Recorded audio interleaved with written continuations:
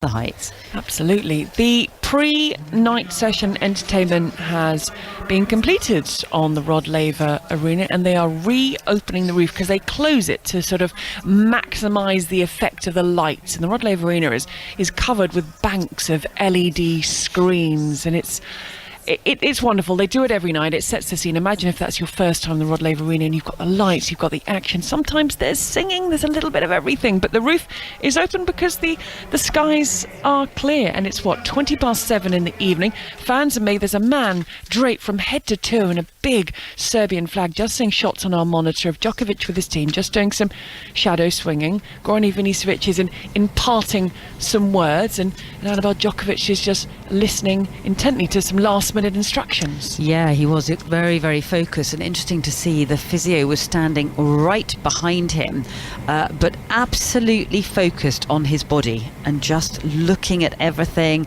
making sure everything's perfect, just watching him while he was doing some shadow swings.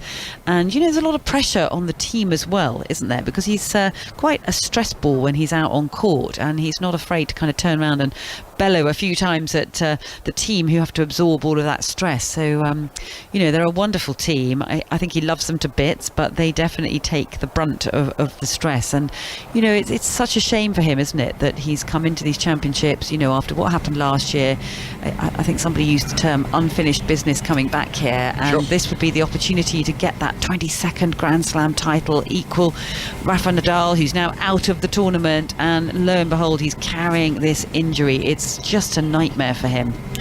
And Goran Ivanisevic is carrying the bags of Novak Djokovic as he makes his way back into that waiting area, which is just by the locker rooms. And we got a shot of Alex de Minaur, who's still in the gym. I'm very happy to say, I can see, well, Mark Woodford, it takes him a while to get settled. I don't know if that's age or something, but he's finally, I think we've got the headphones on. David alongside. Are you settled, Woody? It's a routine. It's called following the same routine. Is it? Yes, I'm ready. It's like a tennis player's superstition. Yeah, do you take it. the same seat? I do have the same seat, yes. There you I always go. take the right-hand side in this commentary position. I let the pros sit on the left, right, David? Quite right, Mark. Yep. Right, we've got a full house. We're all in position, and Woody, this is an intriguing one because you look at their respective weapons, and we're talking about this Judy Murray, and you think, well, Alex de Minaur cannot hurt him. He cannot hit him off the court. But one thing he's got is speed, tenacity, which Djokovic isn't really going to enjoy if he's struggling as much as we believe he is with that hamstring. Yeah, it's exactly right. And I think for my opinion is, will Alex try to get that jump early? Will he try to, turn up and try to go toe-to-toe, try to out-hit him early, get the crowd on his side, kind of show Djokovic, I know you've got 9 titles, but this is my core. I'm the Australian here. And maybe try to generate, that expected capacity crowd to be, fully behind his opportunity, his chances tonight. But it's a tall order. He's put his headphones in, Alex de Minaur, but he's just been told he was about to head down the old corridor of champions. He had that mindset of I'm ready to go, but just held back slightly until they're given the nod. And interestingly, it's going to be Djokovic who is leading the way, and normally you have the higher ranked coming out second. I don't know if it's because he's an Australian that de Minaur is going to get the nod to go out second, but this is interesting because normally it's the lower ranked player that leads the way, but it's the 9-time champion, it's the world number 5 and the 4th seed Novak Djokovic staring straight ahead at the camera. Very shortly he'll go past his name with all those titles that have been won over the year, and behind him is the 22nd seed ranked at 24, Alex de Minaur. Through the corridor of champions, they're heading up to present day, where we will see the name of Novak Djokovic. Shortly you will hear the heartbeat begin in the background, and that tells the crowd that the players are approaching.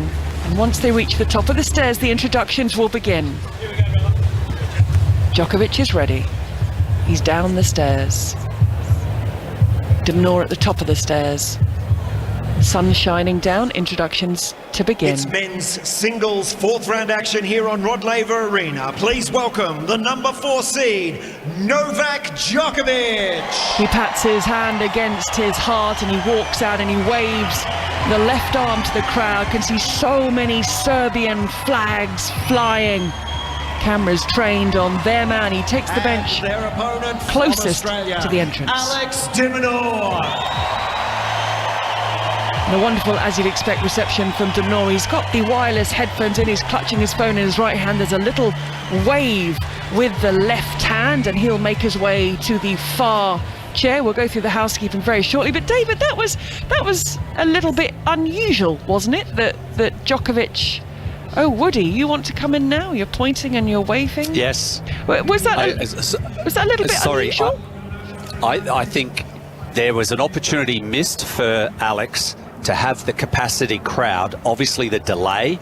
So I think it's an opportunity missed for the Australian. I think that they would have absolutely roared their delight for Alex to come out, but the crowd are still coming in because of the delay from the afternoon session. So hopefully that is not going to be how the rest of the evening unfolds for the Australian. But David, the surprising thing was that Djokovic came out on court first. Yeah, that was a bit surprising. I mean, I know I've been working behind the scenes in tournaments in the past, and occasionally if there's a home player, even if they're the lower ranked player, as de Minaur is, we used to, at Queen's for instance, where I used to work, sometimes announce the bigger draw, I suppose, second. Although, mind you, Novak Djokovic is a pretty big draw, isn't he? So I don't understand the logic entirely. Maybe they are just trying to give the home player the big ovation. But as Mark said, it's still filling up, really, so people aren't really in the big cheering mood. It's not even half full. No. It's going to get lively, though. I mean, as it goes on. I do think that this is a shame for de Minaur in a way, though. He could do with ball one being a crackling atmosphere, couldn't he? Because he might find himself 3-love down before this place is really filling up. Mohamed Leoni is the voice you can hear alongside our voices. De Minaur won the toss. He elected to receive. We will have a nice little photo. They'll head off to the respective ends of the court. And David, another surprising thing about this meeting is it's a first meeting between the two. Yeah, I was really surprised when I saw that. I think you might have told me that, actually, Gigi. It was a real surprise because de Minaur's been around for years now. You know, he's not an old man. I mean, he's still in his early 20s, but he came along as a teenager. He's now 23. Certainly 5 years worth of tennis I've been watching from de Minaur now, and Djokovic obviously been around for 17 years. But it's one of those quirks, and I think it makes it kind of interesting because Djokovic has got a winning record against everybody, really, hasn't he? So with the vast majority of players, they go onto the court with an unequal feel. Even if they're a great player down the other end, Djokovic knows he's got the measure of the vast majority of them. Well, so far he hasn't got any measure of de Minaur because they've just never played each other. On paper, though, he's a heavy favourite today in terms of his ability. I do think, where do you hurt him if you're Alex de Minaur? And I think one of the biggest elements of the match for him is, well, how does he approach it? In the preview press conference, he told me, I asked him the question, what are your ambitions? And he said, I want to get right to the top, and I don't just mean satisfied with top 10, I want to be top 5, I want to be world number 1, I want to do it all, I want to win Grand Slams. Okay, well, how are you going to do that? Are you going to be a counter puncher? Or are you going to have to hit the ball harder? What are you going to have to do? And he said, I need to take it to them. So is he going to come out here and try and knock Novak Djokovic off the court? Or is he going to use his speed and try to defend? It's a tough role, though. I don't know what he does. Yeah, he's not exactly built to take on that role of trying to overpower players. In fact, that's been his downfall at Grand Slams. He just doesn't have that sustainability through into the second week of a Grand Slam. And nice to have that ambition, but I think it's more or less a combination because his fitness and his attitude are superb. But to think that he can stand on the baseline and rip balls and against some of the elite, they have to have an off day.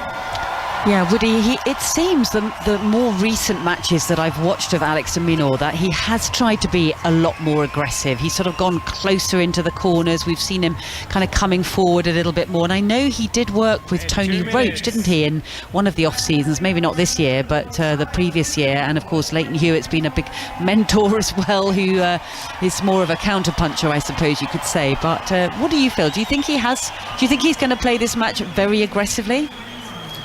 I would love to see him play aggressively. There are, as you said, Annabelle, and the rest of the team, we've seen moments of Alex come out and he really, goes from the first point, he goes for broke. He has that ability. But I feel like that's in a different format, best of 3 sets, in a tour event where, he's not getting caught up in some of these lengthy matches. Mind you, his draw has been very accommodating up until this stage, so there might be enough left in that energy tank for Alex, but I feel like early on he must dominate. Yeah, and it's not easy to dominate against a player who is so deceptive in terms of the length of ball that he hits. I mean, that's going to be tough, isn't it? We're talking about arguably the greatest ever. I mean, he's still in the running for that title, and is looking good for it at the moment. So yes, this is against a player of supreme talent, Djokovic. But the question mark, it's not, David, necessarily a leveler, but the question mark is the hamstring. We know he's managing it, but we know with things like hamstrings it can get to a point when you literally cannot continue. We just don't know the extent of it and how bad it is.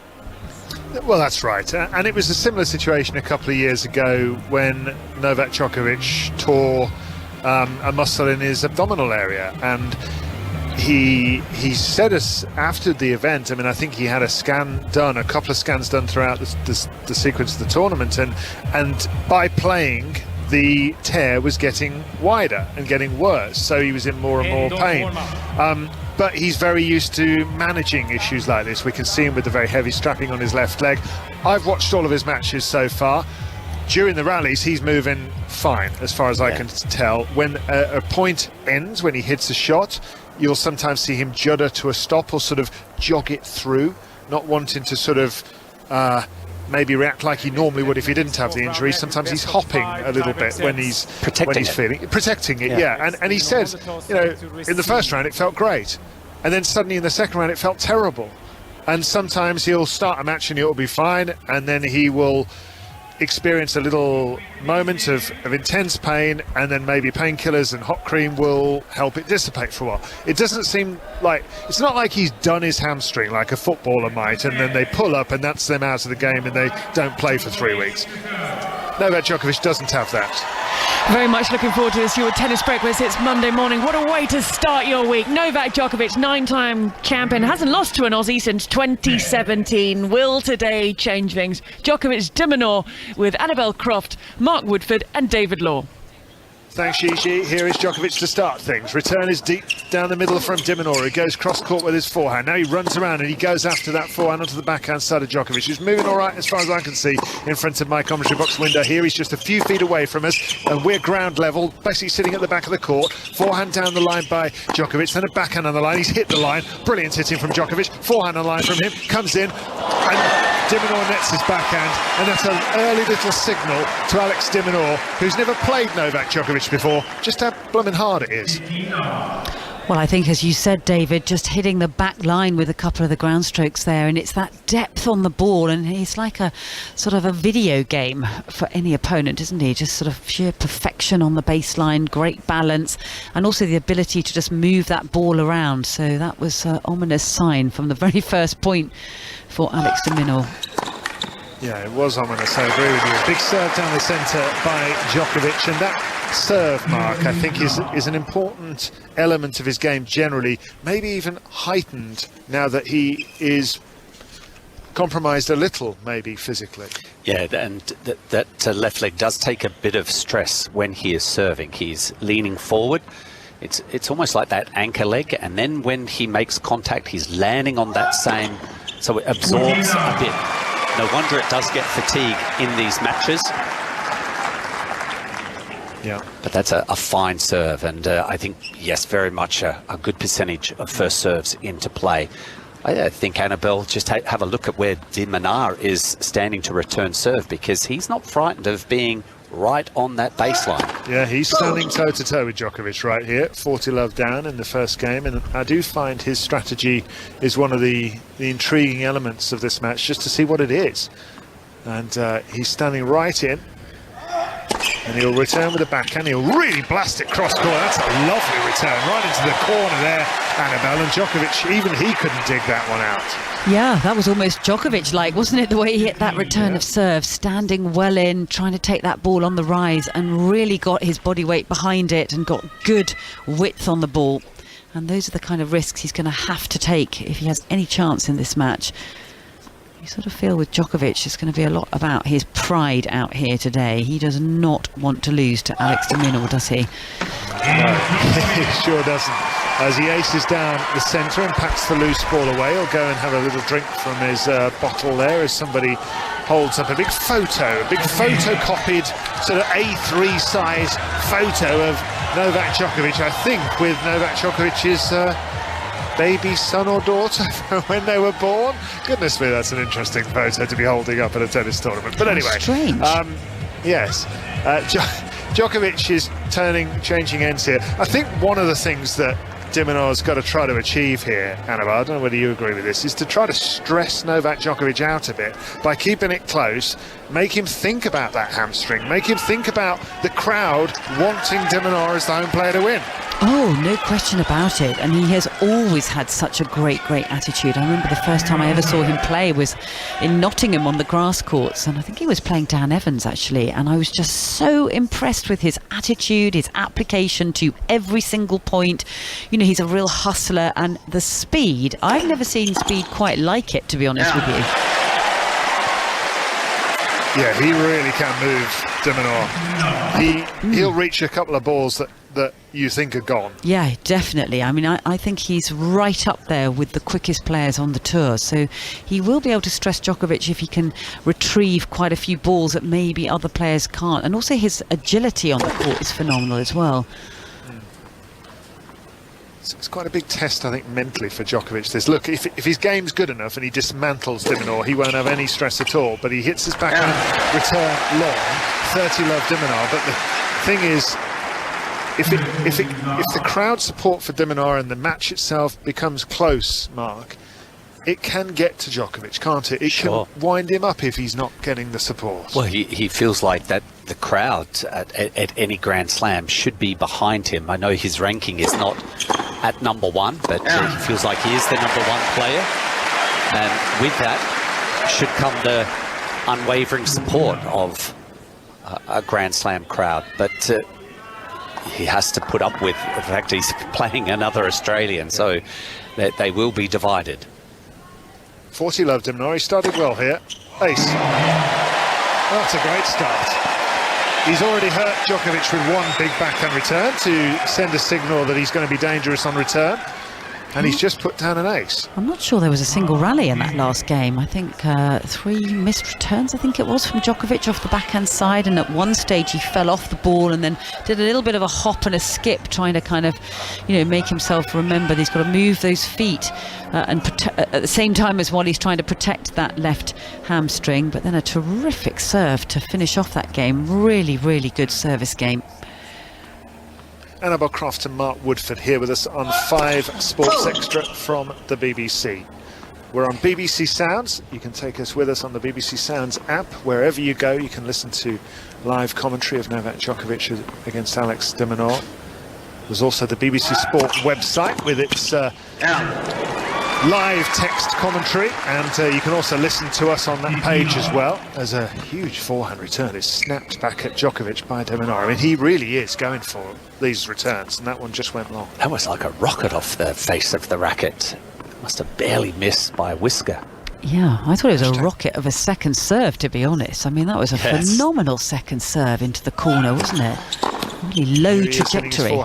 Cross court Djokovic, returned by de Minaur, and he's using that pace again, that speed around the court, de Minaur, to extend rallies that normally Djokovic wouldn't have to face. And actually, Annabelle, given that they've never played before, that's something else for Djokovic to factor in here, that he's got an opponent who's going to extend some rallies that he's not used to. Yeah, definitely. He's just sizing up his opponent, isn't he? Trying to work out what's coming at him, and there's going to be different mix of pace coming at him by the looks of things. Minaur just really going after so many of the balls, when normally we say about him that he doesn't possess a lot of power.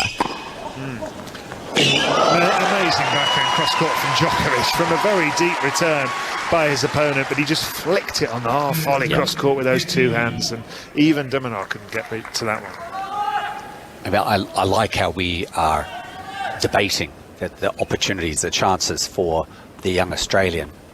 But I find we also have to remind ourselves, Djokovic, the domination that he has had over the last number of seasons on everyone, and he's played against players like Demon, and in situations like this, and just about 98% of the time he handles them.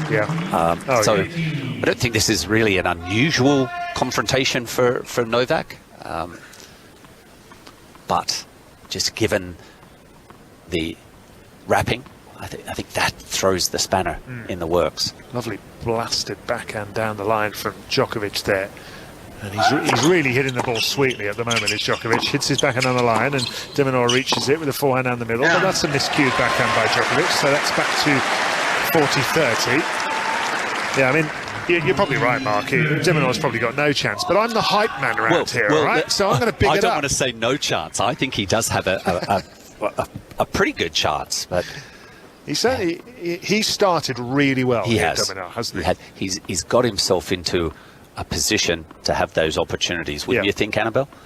Yeah, I agree with you. I think, you know, if he was ever going to have a chance against Novak Djokovic, it's today, isn't it? With all the circumstances, and as you say, with a hampered opponent who has been very honest about the injury and said, well, look, you know, sometimes, as you were saying, it starts well, then suddenly he'll just tweak it, and he doesn't know when that tweak is going to come. Certain it might be off, aren't they? Yeah, it might be off a lunging return of serve where he doesn't quite get the footwork behind the ball, or it might be a lunging ball out wide on the backhand side, or it might just be his own serve. And then he said, you know, then it's like a roller coaster ride for him, and there's so much kind of clouding Djokovic's mind all the time, because he's probably constantly playing with trying to protect it, which is an added factor for his own movement, and yet movement is one of his greatest assets on a court, so it can't be easy for him. It's this is actually really intriguing. I think both players have started well. They're middling the ball. De Minaur doesn't seem at all overawed by the circumstances, and he's given the crowd enough here, isn't he, just to get them interested from ball one. He's created the interest because of the hamstring. I felt like he answered, and he stepped up in a big way against Dimitrov, even though he has a very strong record against Grigor. Dimitrov is of that quality of player that can come out and play an amazing level, and Djokovic handled it. I think this match will give us a real sense whether Djokovic is going to go forward into the tournament. His hands are almost, I feel like they're almost around the trophy. He still is the favourite. Yeah, winner of this one will face Andrei Rublev in the quarterfinals after he defeated Holger Rune, saving match points along the way. I was really impressed with Rublev, you know, because he was up against a serious talent in Rune, who... And there was no meltdown today from Rublev, which we so often have seen. He's so often his own worst enemy, but not today. Double fault by de Minaur. This is love 15, 1-2 down in the first set.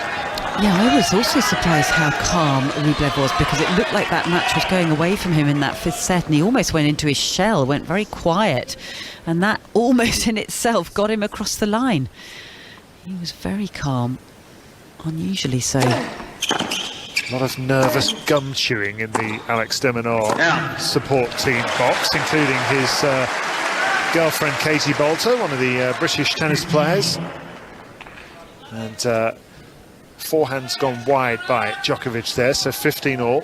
Yeah, the chew rate might go up a bit, mightn't it, if this starts to get quite close. Yes, I can understand it. I don't know how people, family members and friends and relations can handle it, to be quite honest. Here's de Minaur at the net with a backhand volley, and he's underneath a lob. It's going over his head and long, and Djokovic just in front of a size, and he thought he should have made that one, and he just went long. So 30-15 de Minaur. Yeah, there's definitely a few unforced errors, uncharacteristic ones that are coming out of Djokovic's racket, even in the early stages of this match. I mean, that's the kind of lob that he would normally make. He's missed a few returns to serve. He's missed some sort of second balls for him in the rally as well. Look at forehand return on the middle by Djokovic, then he blasts a backhand down the line, and it's into the net on the forehand by de Minaur. This is a big point, 30-all. Which is the better side of de Minaur's game, in your opinion, the forehand or the backhand, Mark? I think the backhand is much more solid. It repeats nicely, the two-hander. He has that variation. He can play a backhand slice. I find the forehand, if the ball shoots through, it's just the way his technique is. He produces that forehand, he can miss more off that wing.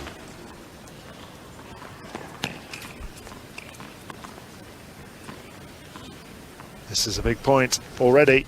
1-2, de Minaur, 30-all. Backhand return down the middle by Djokovic. This is the sort of situation which he usually strikes. Forehand hit inside out by de Minaur. Then he goes down the line with the backhand. He's really going after it. That's stretching the hamstring of Djokovic. And now he hits the forehand on the line, but just wide. And again, the sigh from Djokovic. And he sort of motions as if he might have just twisted off the shot backwards in a way that forced it out, Mark, and therefore don't do that next time. Yeah, perhaps just swiveled a little too soon.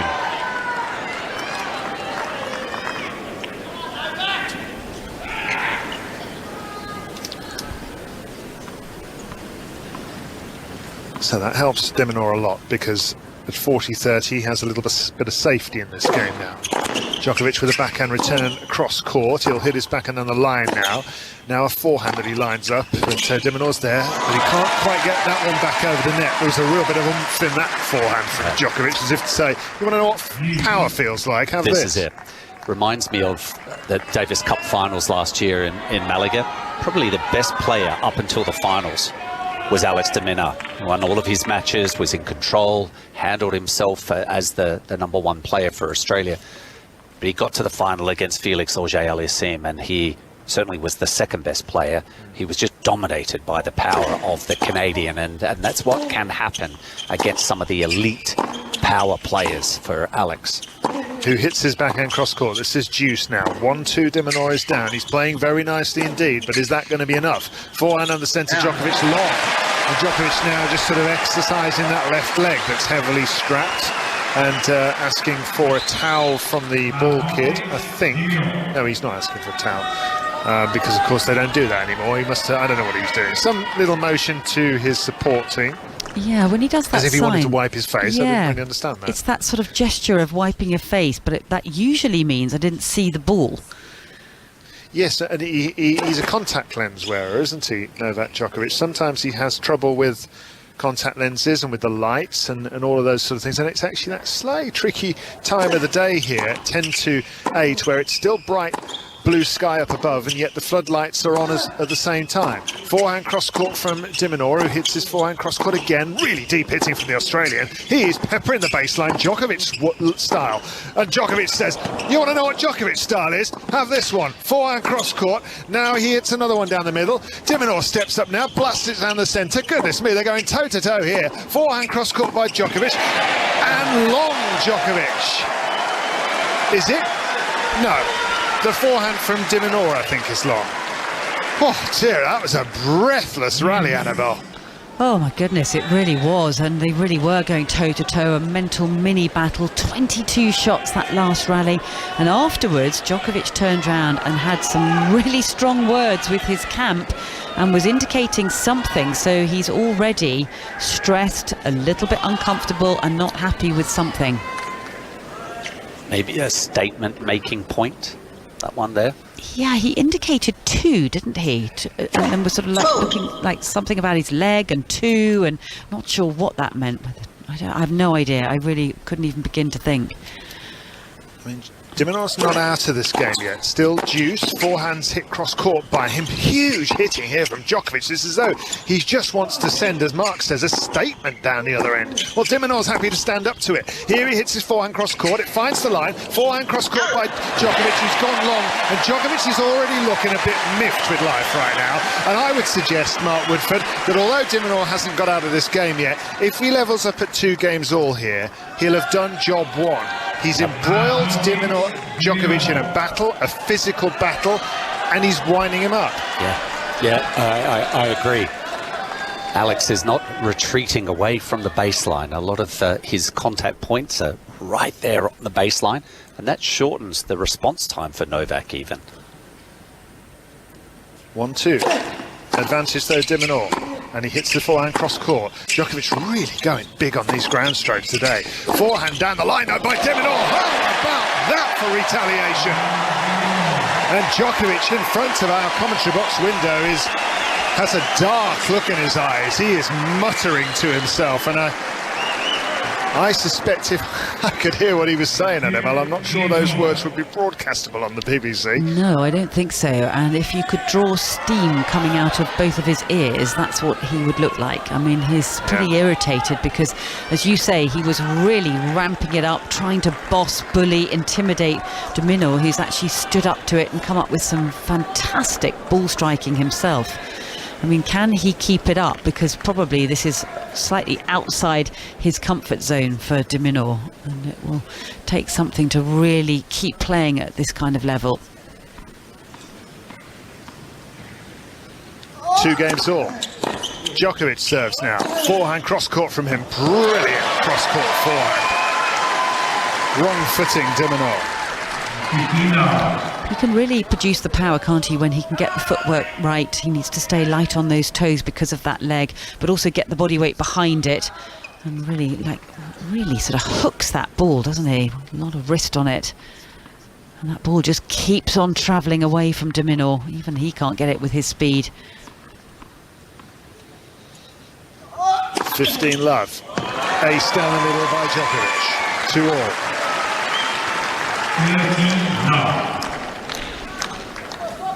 You worked with him for a while, Mark. Sorry, Annabelle, you That's worked all right. with him No, for a you while. carry on.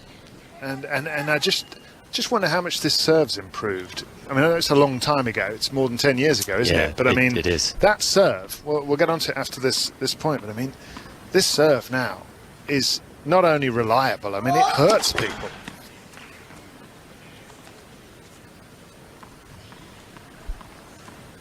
Two games all, 30 love, Djokovic.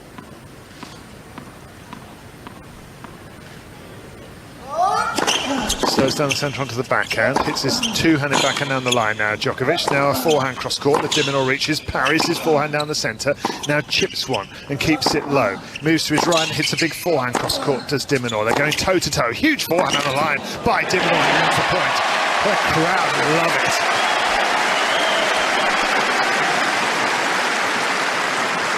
For me, the Australian crowd happy to see Alex win a point like that, but also the way that he wins. It was heavy hitting and a ball that he took, moved forward, coming to net. It's very much an Australian way of playing from a few decades ago. It's nice to see that Alex can still play that way. Forehand return onto the baseline by Diminor. He's 30-15 down, 2 games all here. Backhand on the line by Diminor. A little short arm jab that brings Djokovic back to 30 all because he's gone long with a forehand. Yeah, just a couple of balls, as we keep saying, that Djokovic is just missing. I think it's to do with his movement. He's just not quite getting settled on the baseline, and early in the rally as well. Normally he's in lockdown, isn't he? But just flying off the strings there. I think these are important points for Diminor. They're sending messages to him, his opponent. They're sending messages to himself that he can hurt his opponent. Forehand return from him, long. Good serve from Djokovic once again to get to 40-30 mark. So the serve has taken on several variations over the years, David. I think is where you know what you're alluding to. the role that I played with him was not necessarily to focus on the serve. It was about the transitioning and for him to get more comfortable moving forward and as an option, as another area for him to use in matches. But the serve was, I think, an area that Todd Martin spent time working with him. Obviously Goran, one of the great servers, and what you see today is a weapon.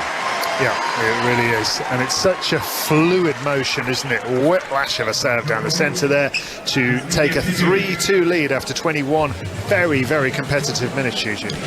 Thank you, Dave. You're listening to Tennis Breakfast. It's 8:53. I'm already getting messages from friends saying that cars are iced over, trying to get them started, trying to bundle children up in extra layers. It's -5 in some degrees of the UK, so we're going to try and keep you warm with the tennis, because temperatures in Melbourne right now, it might be 7:54 in the evening, but 81 degrees Fahrenheit, 27 degrees Celsius. The other round of 16 match on courts on the Margaret Court Arena, 24th seed Roberto Bautista Agut, who you remember defeated Andy Murray. He split sets with the American Tommy Paul, and it is Paul who's got the break 2-1 in the third set. And I've just seen a post on Nick Kyrgios's Instagram feed from the hospital bed. Remember, he had the tear and the cyst on his meniscus. He has undergone surgery. Surgery has been completed, and he says, I'm doing everything I can to get back to my best. And then he says, the real one's checking in and sending the vibes, I love you. So Nick Kyrgios is into rehab. The sun is shining at Melbourne Park. At 5 Live Sport, hashtag BBC Tennis, if you would like to get in touch with us. And just a reminder, British success today from Neil Skupski in the in the mixed doubles. He is through to the quarterfinals. And in the quarterfinals of the mixed, with Zeri Kravchuk, they'll face Jamie Murray and Taylor Townsend. Not to be for Joe Salisbury and Raji Ram. Second seeds out to Nice and Zelensky, 6-2 in the third. Thanks, Gigi. Lights on, and sun still setting at 5 to 8 in the evening, and this place continuing to fill up. I'd say it's about 95% full now. There are still people, as de Minaur is about to take his serve, they're still shuffling along their gangways and just trying to get to the seat. Excuse me, can you stand up? I just need to get past. It's good atmosphere tonight, as you'd expect. Backhand down the middle by Djokovic, then a hooked false backhand cross court. He now winds up the forehand. He's going to try and dominate here, but de Minaur times it nicely on the rise, and he's on the run here though. What a great shot by Djokovic down the line with the backhand into the postage stamp of sideline and baseline. Well, that was just absolutely beautiful, wasn't it? So smooth. It was like watching a swing through butter. And the accuracy, pinpoint into that corner. No way de Minaur could even see that coming. So, a bit of pressure for de Minaur here at love 15. He looked like it hit an ace there, but Mohamed Leani detected the little touch of the net as the ball was going on over it. A little electronic device that allows him to know. Hits the net with the second attempt to the first serve. So chance for Djokovic perhaps here to get up to love 30. Here's his backhand down the centre. Big forehand by de Minaur, parried back with a forehand slice by Djokovic. That's an unusual shot from him. Now he hits his two-handed backhand down the middle. Replied in kind by de Minaur, right into the corner. Now a forehand cross court by de Minaur. He's going after the ball here. He jumps up into the air to hit an arrow like backhand cross court, but it's all absorbed by Djokovic. Forehand down the centre by de Minaur. Now the backhand down the centre. Djokovic responds, opens up the court with a forehand on the line. De Minaur tries to go for a forehand winner down the line, but he's missed. Long, love 30 on his serve. Perhaps a bit more of a speed variation, pace variation coming from Djokovic's end of the court, and maybe something that he needs to be aware of. If it is constant pace, something that Alex de Minaur will absorb and use to his advantage. So I feel like that was much better execution from Djokovic, and now standing with a bit of a foot in the door. Love 30. Serve at the body, comes back from Djokovic. Now he hits his backhand cross court, slice back in the middle from de Minaur. Opened up the court is Djokovic. De Minaur now tries to hit his backhand, but he's gone long. And now he's love 40 down. That's And a just man pure to our pressure. right stands with a Serbian flag and Novak Djokovic's face on it. Yeah, outstanding pressure from Novak Djokovic and just rushing de Minaur. Great depth coming back at him. And Djokovic is so good at sort of knowing exactly which shot to hit when they get embroiled in some of those baseline exchanges, how he can reset a point and get himself back into position.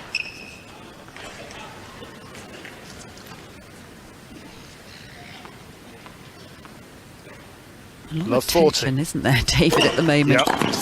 Three break points. The place is full, yet you can hear the seagulls. Here's a forehand into the net by de Minaur. He's broken to love.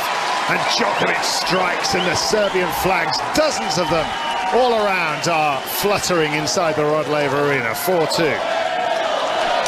And Djokovic shaking his racket in sort of defiance out here. Really pleased that he's got the early break and just, you know, just pressuring de Minaur. I mean, we always said that maybe it was going to be difficult for him to play this type and this brand of tennis, which is outside his kind of default mode. I agree. I think that game, he didn't shy away, Alex, from the tactics that he started out with, but he just didn't make the shots. Forced to go for a little too much. Fold.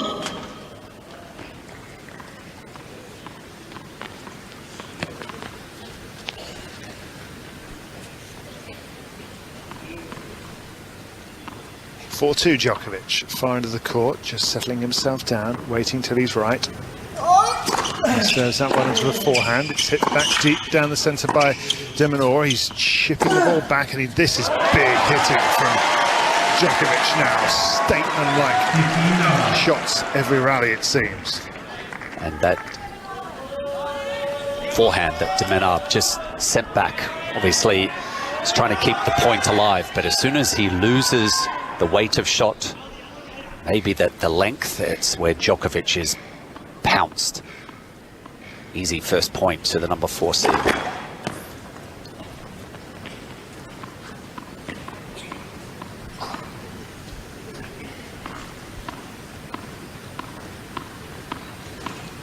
Love.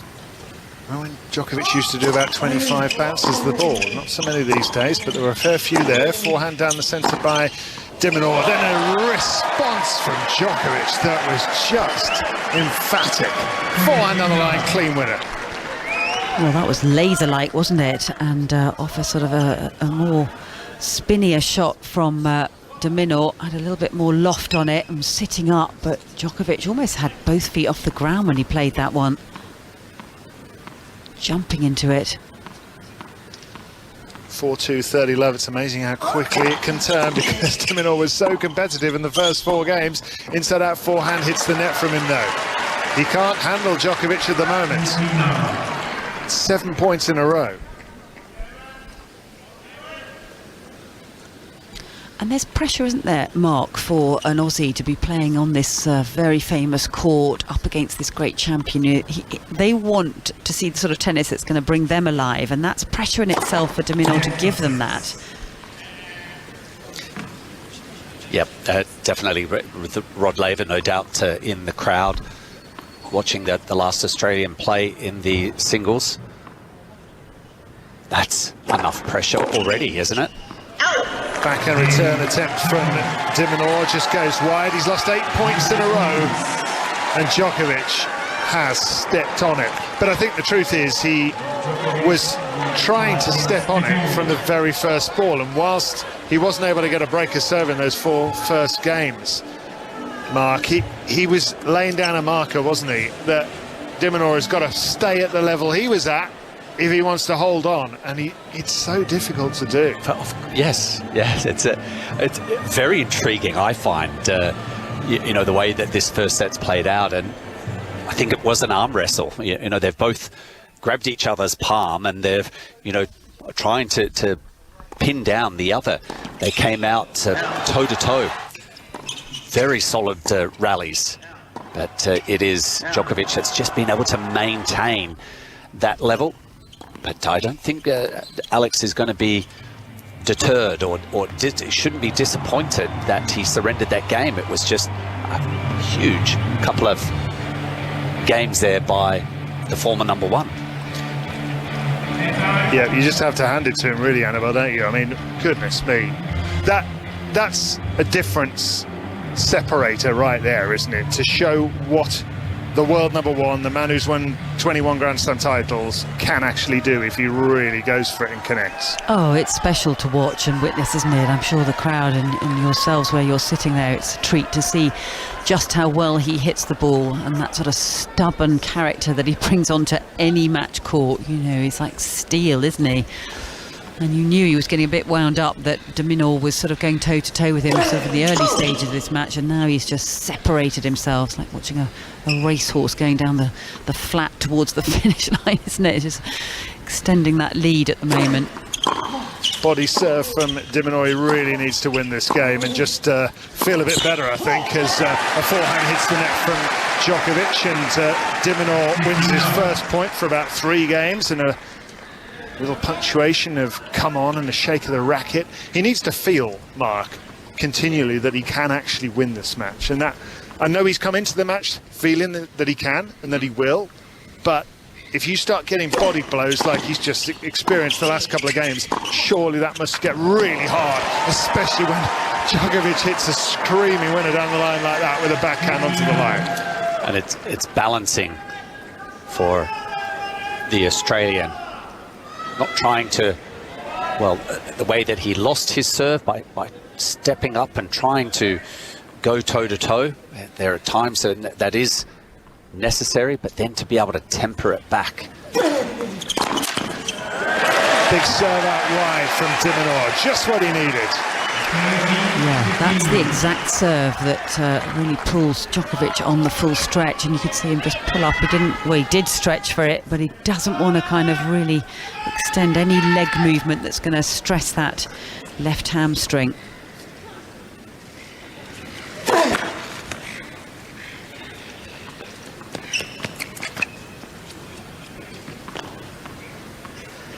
(30-15), de Minaur 2-5 down first set. Playing well, but look what he's up against. What a backhand return down the line that is from Djokovic.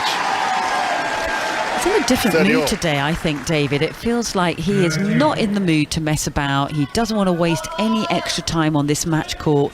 He just wants to win, the points quickly and efficiently. Yeah, I think you're right. And is that the build-up, working your way into a tournament, the experience that he brings, winning comfortably in his first 2 matches against lesser known opponents, but it was quality against Dimitrov. Lob lifted by Djokovic from an excellent approach from de Minaur, but it still lands on his baseline. What does he have to do, de Minaur? Hits another forehand onto the line. It still comes back. Backhand chip cross court by de Minaur. Now he's into a baseline rally and he hits the net with a backhand slice. And look, Novak Djokovic has got a very heavily strapped left leg, but that movement was extraordinary. There was a stage at that point, I think in the matches we've seen of Alex de Minaur, he would have come to net. He had an opportunity, but I think was sensing that, I'd better just stay back, and that allowed Djokovic to really get back into that point, ultimately win it, and now it's another break opportunity.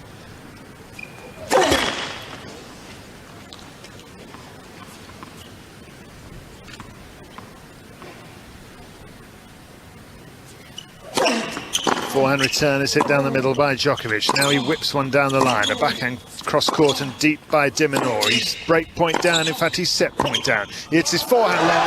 There's the set. Djokovic has won it 6-2.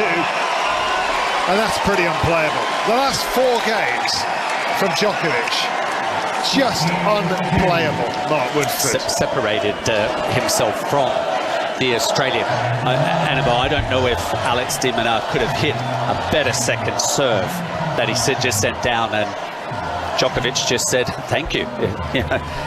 You have to give me more than that. I agree with you. I mean, he is honestly one of the best returners of serve we've ever seen in the game, isn't he? And the way that he just times it, the way he sort of sets up, and the balance when he's hitting it, the aggression. And just having a quick look at the stats, 35 minutes set that one, and Novak Djokovic up at 76% first serves and de Minaur down at 54%, so that area he'll have to have a look at, won't he, going into set number 2. And it was quite competitive those first 4 games, but and then suddenly, you know, Djokovic just stepping on the accelerator and just hammering it and really stamping authority. And as I said before, I think this is the best tennis we've seen from Djokovic so far in these championships. I think he was tested early on, but he really looks in good form. But that was just scintillating 4 games from 2 games apiece. And sorry, Annabelle, I didn't quite hear about some of those stats, but also looking at it, Alex only able to hit that one winner from the ground, and he made 6 unforced errors, which is not a whole lot. But when you're in the negative against the number 1 player who hit 9 winners himself, he had the right differential, or the preferred differential between winners and unforced errors. So where is it that Alex can make a change in set 2? Yeah.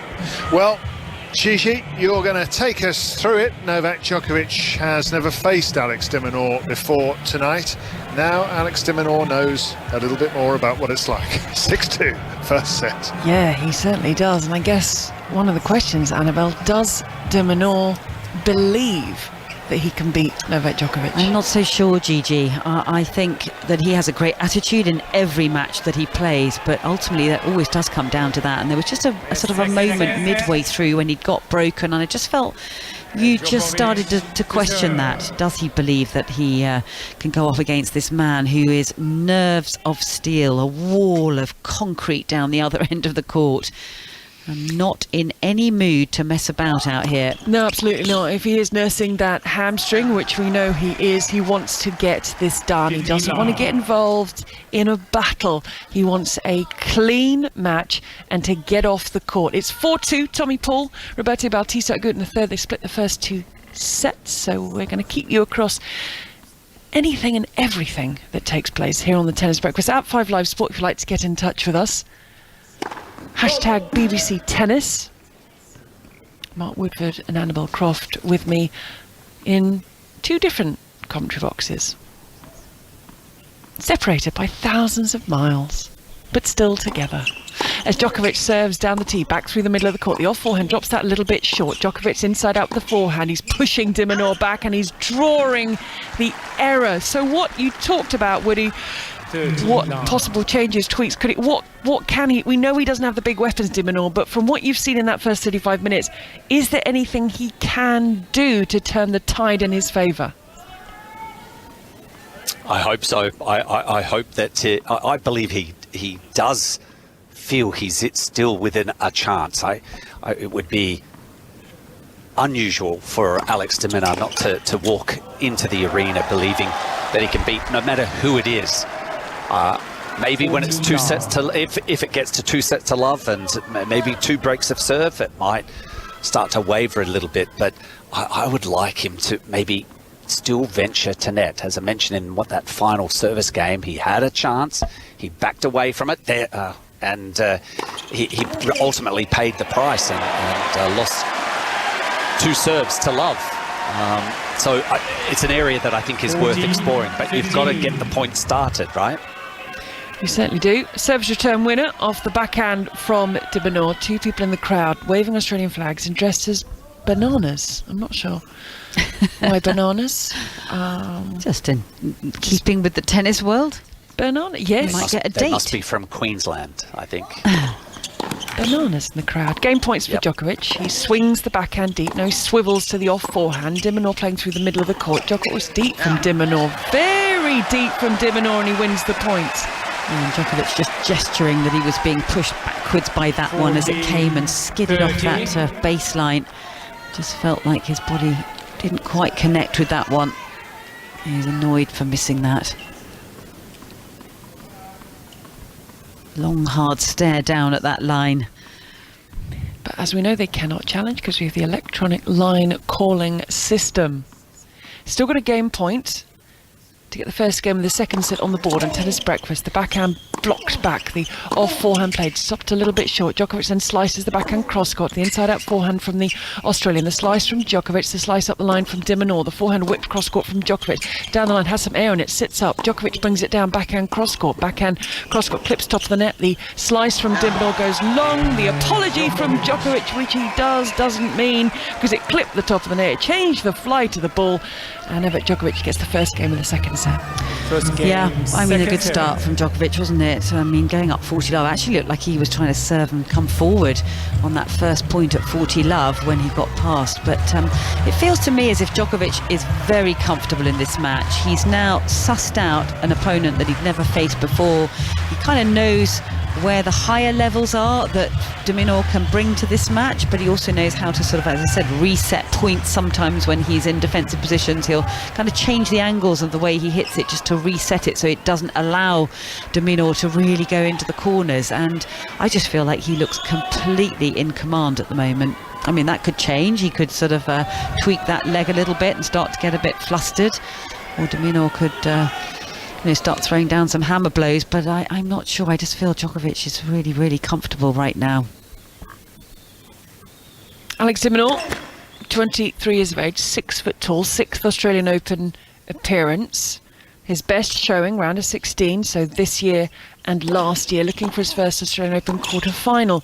Therefore, Djokovic with the forehand cross-court very deep, gets a mid-court ball, redirects it up the line. Djokovic with his double-handed backhand. The forehand thought about stepping forward, de Minaur, but he stays camped on the baseline, drops his forehand short. Cross-court on the angle goes Djokovic. Djokovic goes, looking to go back behind de Minaur, but finds the net. And when you look at, Woody, the numbers for Novak Djokovic, I mean, they're insane. He's looking for a 13th Australian Open quarter-final. He's looking for a 54th Grand Slam quarter-final. Lots of positives in the record of Novak Djokovic, besides the 9 that he already owns here, looking for title 10. It's incredible. Decorated. Absolutely. And he wants even more decorations. 15 love, serve out wide, the backhand's in play, it's bunted backhand down the line from de Minaur. De Minaur opens up the forehand, but he wasn't set, both feet were in the air and he misses the point. Yeah, he looked rushed on that one, and that's the problem, isn't it? You cannot afford any let up at all against a top player like this. You've got to keep on bringing the level. I just saw a replay of that. It was actually quite a mishit from Alex de Minaur. It's a little wrinkle of the nose from de Minaur as the seagulls continue to circle. As long as they hold what's inside them, we shall play on as he serves out wide, misses.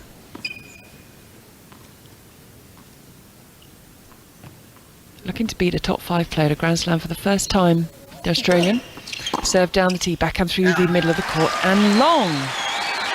And Djokovic raises his head to the sky after missing that. He doesn't like to miss 15 balls like that, where I think he feels he should have made that one. Well, as we said, that's dangerous when there are seagulls circling. No looking up into the sky. Definitely not. Eyes Absolutely front. not. Yeah, I managed to avoid one the other day down on the river here. Just. Annabelle, stop looking up. As they circled 30-15, de Minaur has to scamper up the line. All he can do is stick the lob up. Djokovic watches it, smashes it away, Woody, clean under that overhead for 30 love to put some more pressure on the Australian. 30 all. Already under the pump on serve, isn't he? The last 2 service games of Alex before this one lost both games without winning a point, and he's under a bit of the pump right now. And it's another break opportunity, probably. Oh, you're a mind reader, a fortune teller, seeing into the future, because it is break point. Yeah, and just watching him, I mean, he tried to put down a big serve down the centre tee there, but the reply came back with interest and deep, and the next thing you see is de Minaur backing away from the service line to try to hit that forehand, and that's never a good thing for a server to be doing. You want to be serving, going forward, hitting your next strike with your body weight going forward, not backwards. Break point, de Minaur serves. That's a good serve, and he looks sort of so sweet and mild, but he has a guttural roar on him. And he's hop, skipping and jumping around on the baseline, trying to bring the energy, trying to make his presence felt a bit more out here. Probably trying to send some messages down to Novak Djokovic as well with the body language, and now he's got the crowd going. That was quite a good move. Deuce, breakpoint saved. Second game. Second set, first set, Djokovic. Meanwhile, Tommy Paul leads Roberto Bautista Agut by 2-1. The winner of that faces Ben Shelton in the quarterfinals. Incredible opportunity there for one of those players to reach a Grand Slam semi-final as de Minaur goes long. He's annoyed with himself, and it's breakpoint number 2. Advantage. Is that Djokovic? Ben Shelton? Kind of, when you say that, tease it like that, GG, possible semi-finalist of his first ever Grand Slam. It really makes my mind think back to John McEnroe, the first year that he played at Wimbledon out of college through to the semi-finals, and we saw the career that he had. Ben Shelton he's a lot of fun to watch, and he's certainly making his mark here in Australia. Break point, backhand in play, pushes de Minaur back, so he leaves a short ball for Djokovic, who swings onto the sideline with the backhand. Djokovic slice, he's moving de Minaur around. De Minaur's trying to grip that baseline, but he's pushed a little bit back. Djokovic is just easing his stroke play, moving the Australian round. Now you can hear the effort that Djokovic is putting in as he unleashes on a forehand. The defence from de Minaur does not find the court. Oh, completely in control of that point, Novak Djokovic. He made it look easy. He takes the point and the break, and he consolidates to lead Annabelle Croft by a set and a break 2-love. Yeah, he really enjoyed that one, didn't he? And a big fist pump with a steely stare down towards his support camp. And he is not in any mood to waste time out here. He is really bringing the level constantly, consistently. And I think he's worked out the tactics of how to play Alex de Minaur quite early in this match. 48 minutes on the clock, setting a break up. And from de Minaur's point of view, got to feel how he's thinking. You know, however long they've been out on this match court, as I said, just short of an hour, and he's achieved 2 games. So that's not going to feel good from his perspective. And it's not helping matters at all with the serve. Not necessarily operational for the Australian either. It's just not, there's not a knockout blow. He's not landing enough first serves, and when he is, he's not getting enough of the win rate behind it. So there's a lot of pressure on the rally ball, and that's where Djokovic has that edge also. Yeah, that was always the worry. He doesn't have the big weapon, the killer blow, de Minaur, as he squeaks his shoes. The de Minaur shoes you can hear screeching at the back of the court. They play through the middle, and cross-court the forehand goes de Minaur. Djokovic looking so comfortably, easing it from side to side. You hear the squeaky shoes, you see the movement that de Minaur's doing as he takes the pace off the forehand, de Minaur. Then he places the backhand, the slice cross-court the backhand from Djokovic, the slice from de Minaur. The, oh dear, unforced error. Djokovic scooped it up, scoops it wide, love 15. Well, that was pretty interesting, wasn't it? One of the longest rallies of the match so far, 24 shots, and just seeing de Minaur kind of throw in some slices, some different balls, not going for all-out aggression, actually slightly different tactics there, trying to trade with him. And he's the one who came out on top in that last rally. I always remember that match. I don't know if you remember it, Mark. I think a really famous match with Gilles Simon, who slow-balled Djokovic. 100 unforced errors from Djokovic in that match. Yes. That was really fascinating, wasn't it? It was a tactic that he went into the match with and had success, Simon. Oh, Djokovic was so annoyed in that contest. Through the middle of the court they go. The off forehand netted from de Minaur.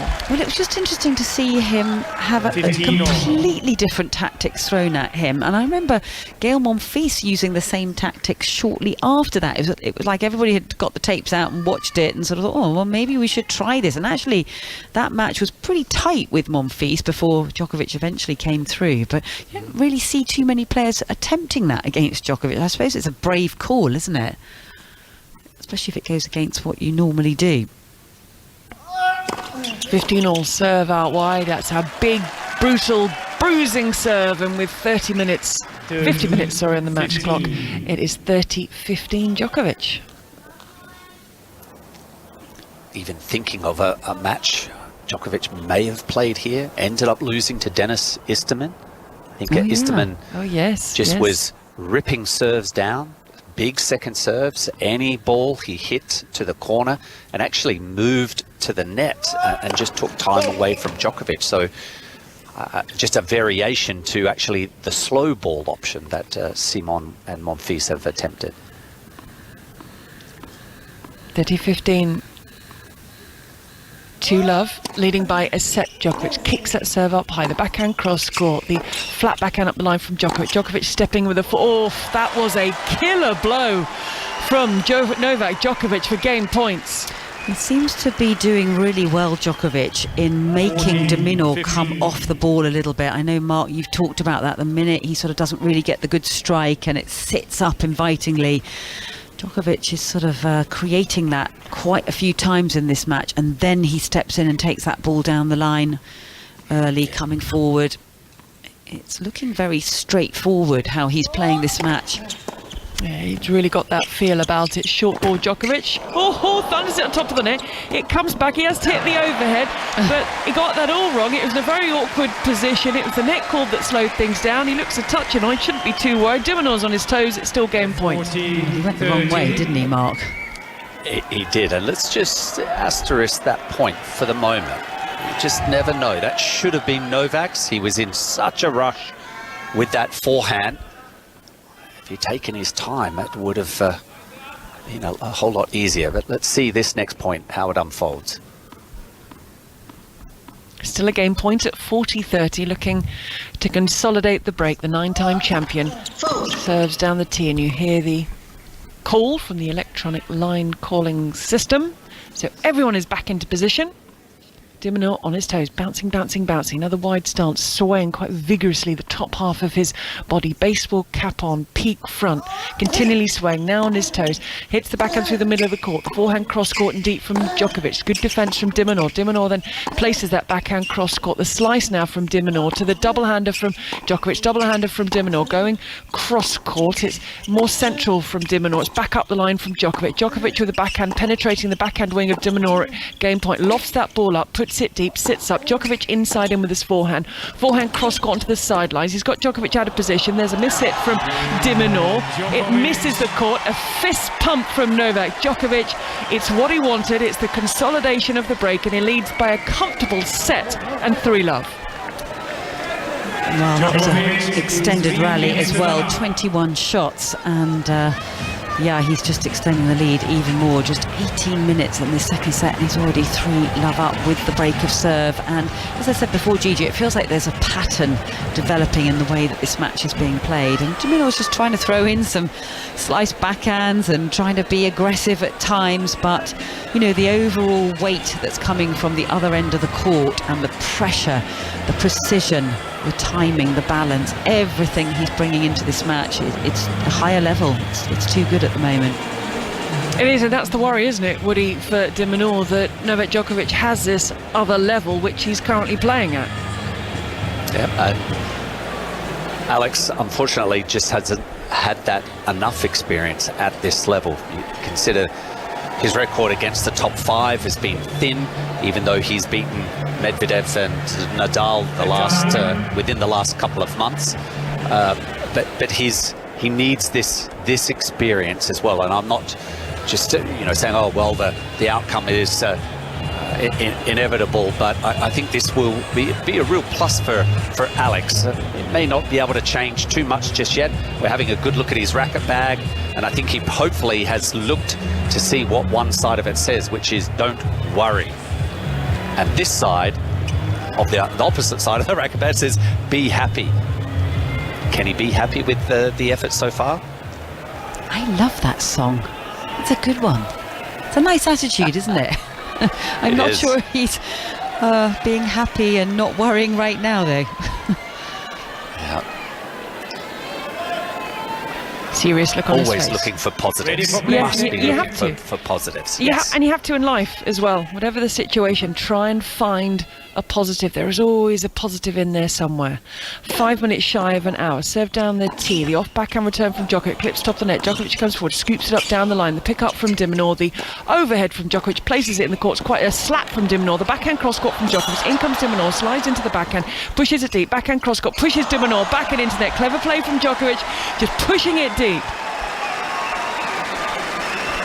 Well, that would have tested that leg a little bit, just that sort of movement up and back, and quite awkward shot he had to play from his backhand corner, but he's moving really well, Djokovic, today. He looks as if it's a little less troubled than it has been in the previous matches, and of course he's had that day off in between the matches, so I'm sure the team have really worked hard, particularly the physio, obviously really stretching it out, doing all the treatments, trying to get that repair going on the tear. We understand it's about 1.5 is what I heard is the tear, and if it got to 2, then that would be really, really serious. But at the moment it's serious enough, but they need to try and protect it. Love 15, Djokovic on the baseline with the backhand off the return. He swivels, Djokovic goes inside in, centre of the court, de Minaur. He's in one place, Djokovic. He's sort of moving de Minaur from side to side. It's de Minaur who's putting in all the hard yards right now, and he's now love 3 and love 30. I just wonder, at what stage does Alex decide there must be a change in his approach, in slight variation to the tactics? Yeah, I think it's getting close to that mark, isn't it? Because you've been pointing out how easily he's been dropping his service games, and here's another game that he's down love 30, and so Djokovic getting more and more comfortable on return of serve. If you look at de Minaur, you don't put that raw with de Minaur, do you? When he's quite sort of angelic, quite fresh-faced, and he's got this guttural roar on him. It sounded like poetry there, raw de Minaur.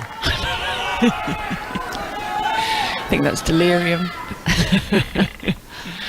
I know what you mean, though.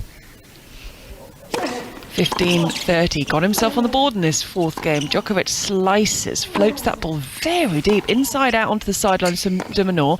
Oh, then de Minaur gets it all wrong, doesn't find the court, break, points. And there does come a point, doesn't there, Mark, where a player, if they're being beaten this soundly, in front of a home crowd on the Rod Laver Arena, 6-2, 3-love, you know, trying to avoid a bagel in this set, but you start to feel uncomfortable. Yes, yeah. And just looking across at the stats in front of me, you know, Alex, he does have that ability to come forward, and he has yet to serve and volley.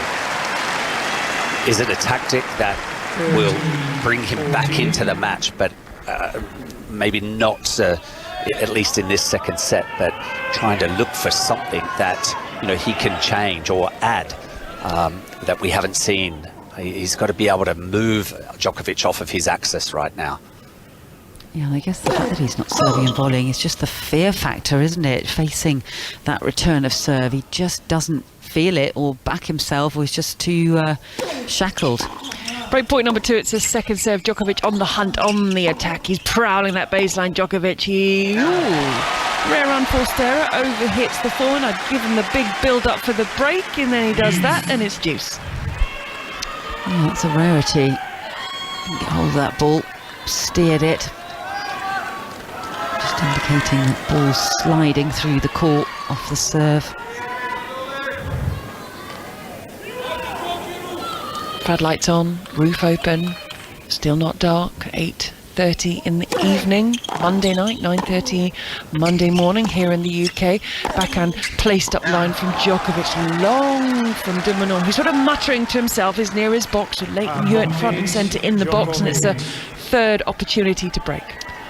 Just kind of will feel like a wasted shot too. I mean, again, I just admire the way Djokovic sends that wide serve back down the court, always managing to get out there and get behind that ball and send it rifling through the court, and it takes time away from de Minaur to set up for that first forehand, and another error.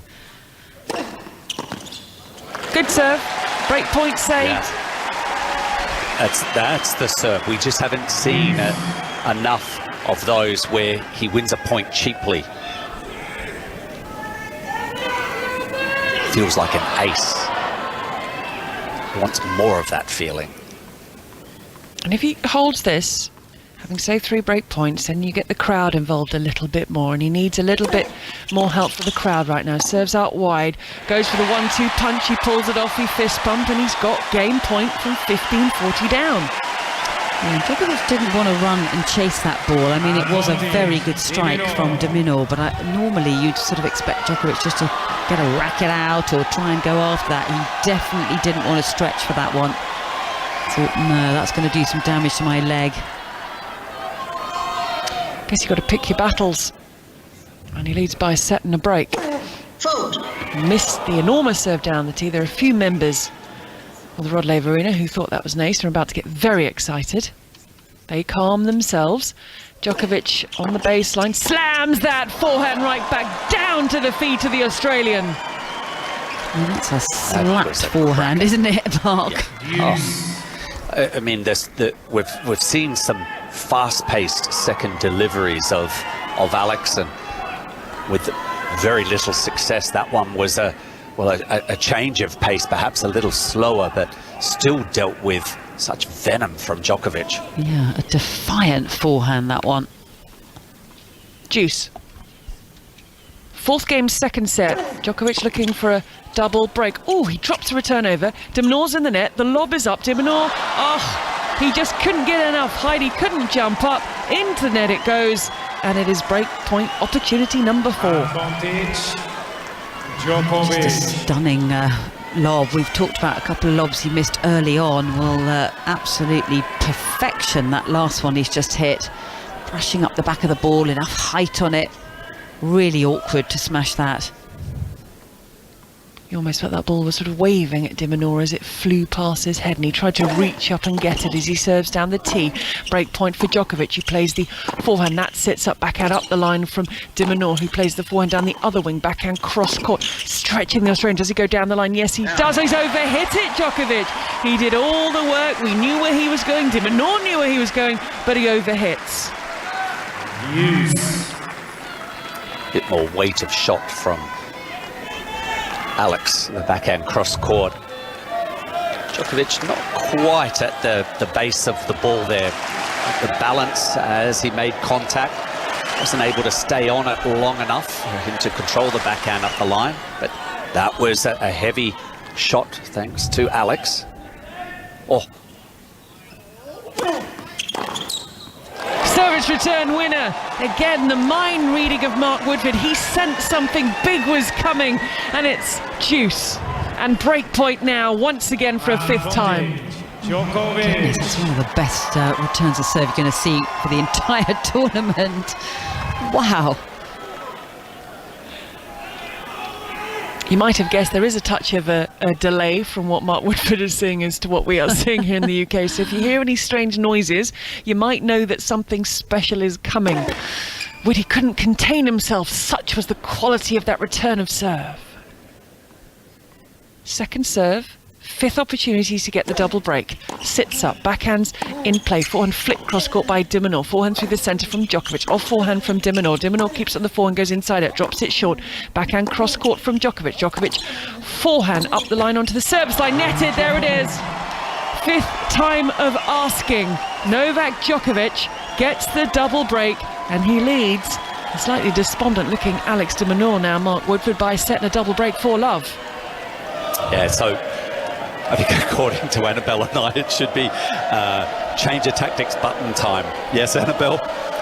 Yeah, Mark, I think so. I mean, it's not going to feel great for him mentally, is it? Particularly that last game where, you know, what was it, 3 deuces and fending off those break points looked like maybe he was going to get on the scoreboard. That might just shift things. It might get the crowd going. But the fact that it's gone away from him, that's not going to feel good at all. An hour and 4 minutes and he still has only achieved 2 games. Djokovic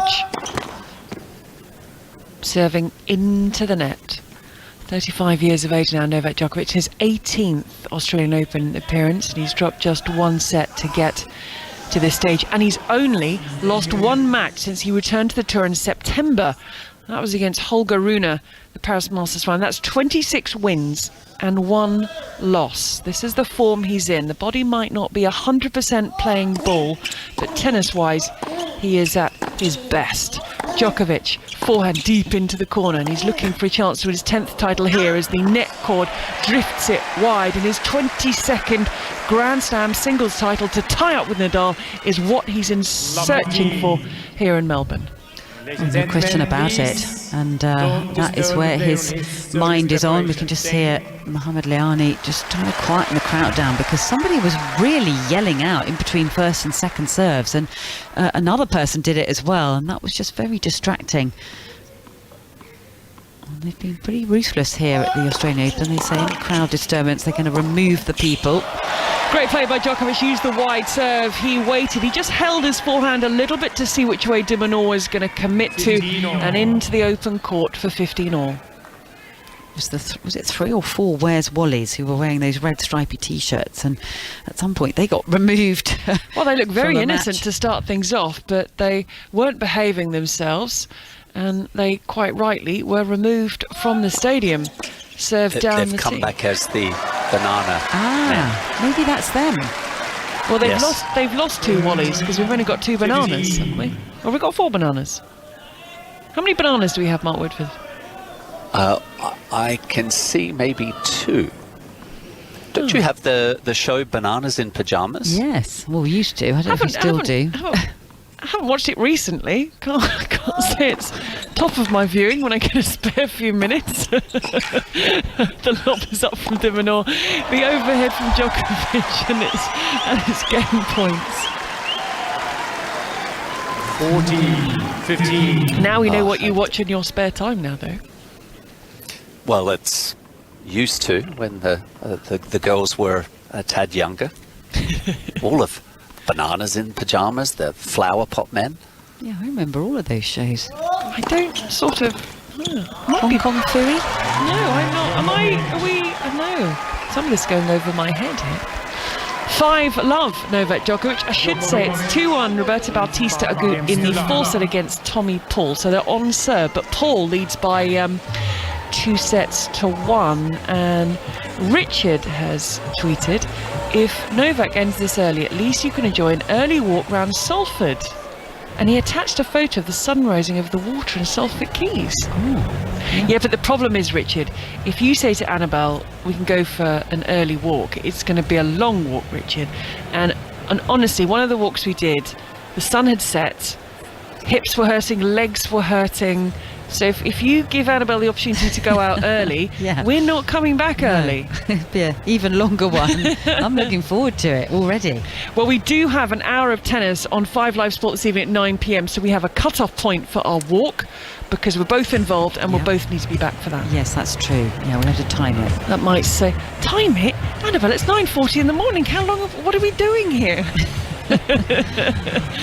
Soaking up the fresh air. Oh, my word. Well, we'll be sleeping well after that. And Novak Djokovic doing exactly what he needed to do. And this, we keep saying, but this was the worry. It's the first meeting between the two, but it was the worry with these two men facing each other that de Minaur doesn't have the weapons but wouldn't be able to hurt Djokovic.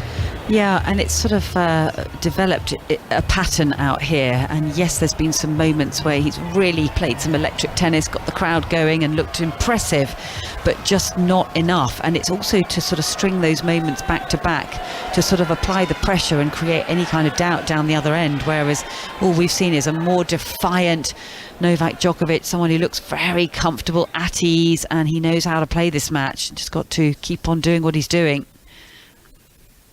Alex de Minaur 7-10 the set at love 5, serves down the tee, then plays the off forehand de Minaur, the backhand flat from Djokovic, tried to flick it round the other wing, doesn't make it. I've now seen those posters that David was talking about. A giant, looks like a giant blown up Polaroid of Djokovic holding a baby. Then there's a girl with a t-shirt with Djokovic's face holding the baby, and I think she might be the baby that was held by Djokovic when she was young. Ah, well figured out. You got it. Yes, it's not Djokovic's children. It's the youngsters that are sitting with their parents there, and they're growing up. Probably 5 years of age now. The youngsters, maybe they'll get that coveted autograph at the end of this match. Well, he doesn't It's going to hand be a out. very happy Djokovic. It certainly is, and he doesn't hand out the pre-signed ones like Stefanos Tsitsipas. 30-15, love 5. There'll be a big roar from de Minaur. Well, maybe not from de Minaur, but definitely from the crowd. If he can just get himself on the board, get a game, stop this run. Hour and 10 minutes on the clock. Love 5, 30-15. Net cord changes the trajectory of that ball. It flies wide. Second serve down the tee, forehand snap back to his feet, forehand through the middle from de Minaur. The off forehand, that was sort of a roar of disapproval from Djokovic as he billows it long, and it's game points, the Australian. Well, the lead, the buffer that he has, he doesn't want to just, allow his game to come off the level that he has displayed so far. It's a supreme level of tennis, a brand of tennis. There's the game. As I say, nothing from de Minaur because he knows there's a long way back. But lovely to see the Australian flags flying. I'm sure the bananas are jumping up and down because de Minaur is on the board. But the task ahead is a tough one. It's quite possibly mission impossible. Djokovic now a set 5-1, serving for 2 sets to love lead. Yeah, at least that gave him a spring in his step. He was bouncing around after getting that game, and that will feel an awful lot better. Nothing feels worse than having a bagel set. So let's see if he can create anything out of this next service game from Novak Djokovic, who I have to say has been serving exceptionally well, particularly on that one out wide on the deuce court. The accuracy that he's been throwing down these serves has been so difficult for de Minaur to make any inroads. And he's bouncing around. He looks very energised after getting that game on the board. Djokovic wants to silence that energy. He sweeps the backhand cross-court, Djokovic, and puts it through the middle. And de Minaur with the off forehand. The backhand cross-court on the slight stretch from Djokovic, who swivels and goes inside out with the forehand. The backhand cross-court. The backhand redirected up the line. The squash shot to keep it in play. But he doesn't keep it in play, de Minaur. And he's motioning up to his box. And Djokovic is 3 points from the set.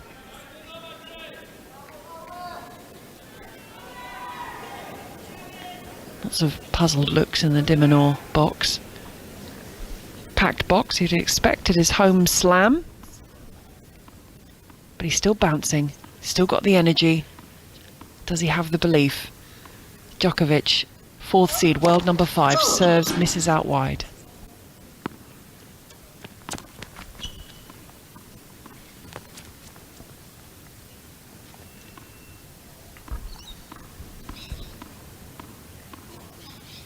Love, 5-1. Djokovic kicks it up, the backhand cross-court. de Minaur's completely out of court, so it was the perfect play of the 1-2 punch off the wide serve. And our producer, Kat's come up, possibly trumps here. On one of our groups, I don't know if either of you are on this WhatsApp group, there is Djokovic holding a baby. The baby looks quite startled because he, or she, I think it's a she, has been placed in his hands. Is this the baby that's been blown up onto the poster on the Rod Laver Arena? Possibly. I mean, the baby is a girl, and it's a girl at the Rod Laver Arena. Serve out wide, but I imagine many babies have been placed in his hands. Goes for the pass and gets it, de Minaur.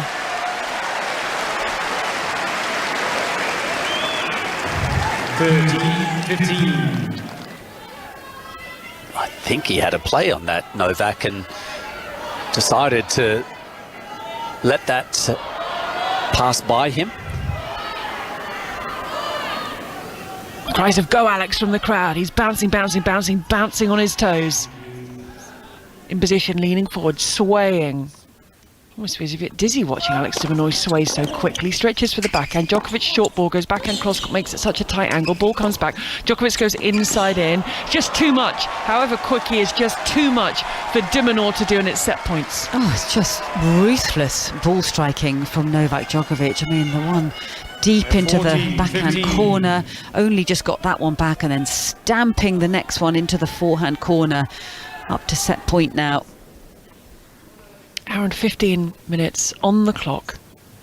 Chance for 2 sets to love lead.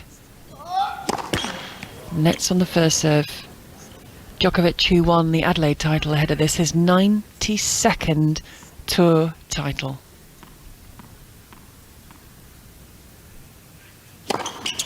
Serve down the tee, the stretch on the return, short ball, backhand cross-court, job done for Novak Djokovic, the 9-time champion. How well is he playing out here on the Rod Laver Arena? 6-2, 6-1, 1 set to go, and he's back in the Australian Open quarter-finals. It's pretty tight in the 4th set between Roberto Bautista Agut and Tommy Paul. Paul serving for 3-all in the 4th, leading by 2 sets to 1, but already through. And I'm sure keeping a close eye on this match is Andrei Rublev, because he will face the winner of the match on the Rod Laver Arena. He came through in 5 sets against Holger Rune, the 9th seed. He was full of emotion at the end, the Russian, and here's what he had to say on court after the match. Andre, this game of tennis it's an emotional coaster ride, isn't it? Roller coaster. I don't know, it's not a roller coaster, man. Roller coaster is more easier, man. It is, I'm sure. Gee, that was emotional. I mean, for the 4 sets to go like they did, and then for you to be down 5-0 in that tiebreaker?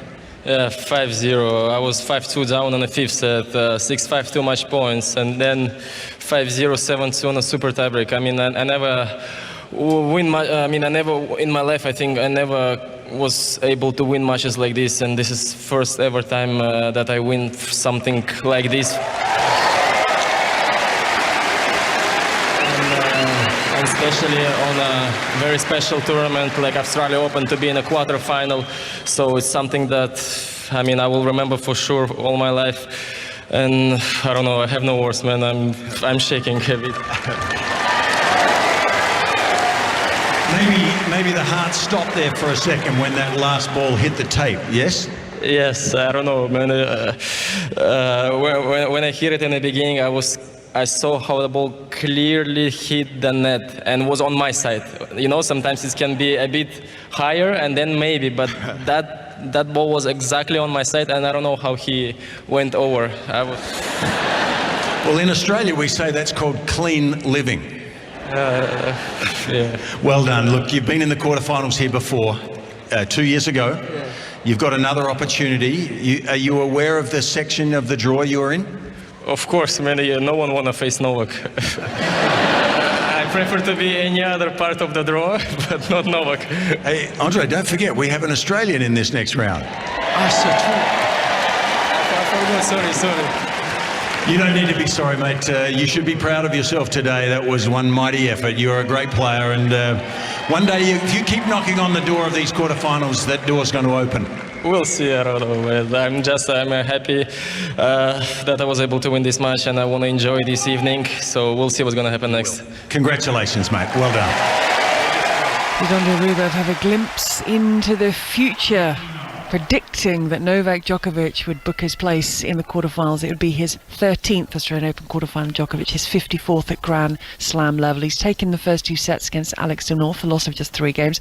I'll keep across Bautista, Agut and Paul. It's bubbling up nicely, 3-all in the 4th. If the Spaniard doesn't win this set, he is out, and Paul will face Ben Shelton in the quarterfinals. But our focus remains on the Rod Laver Arena, and taking over commentary duties, David Law.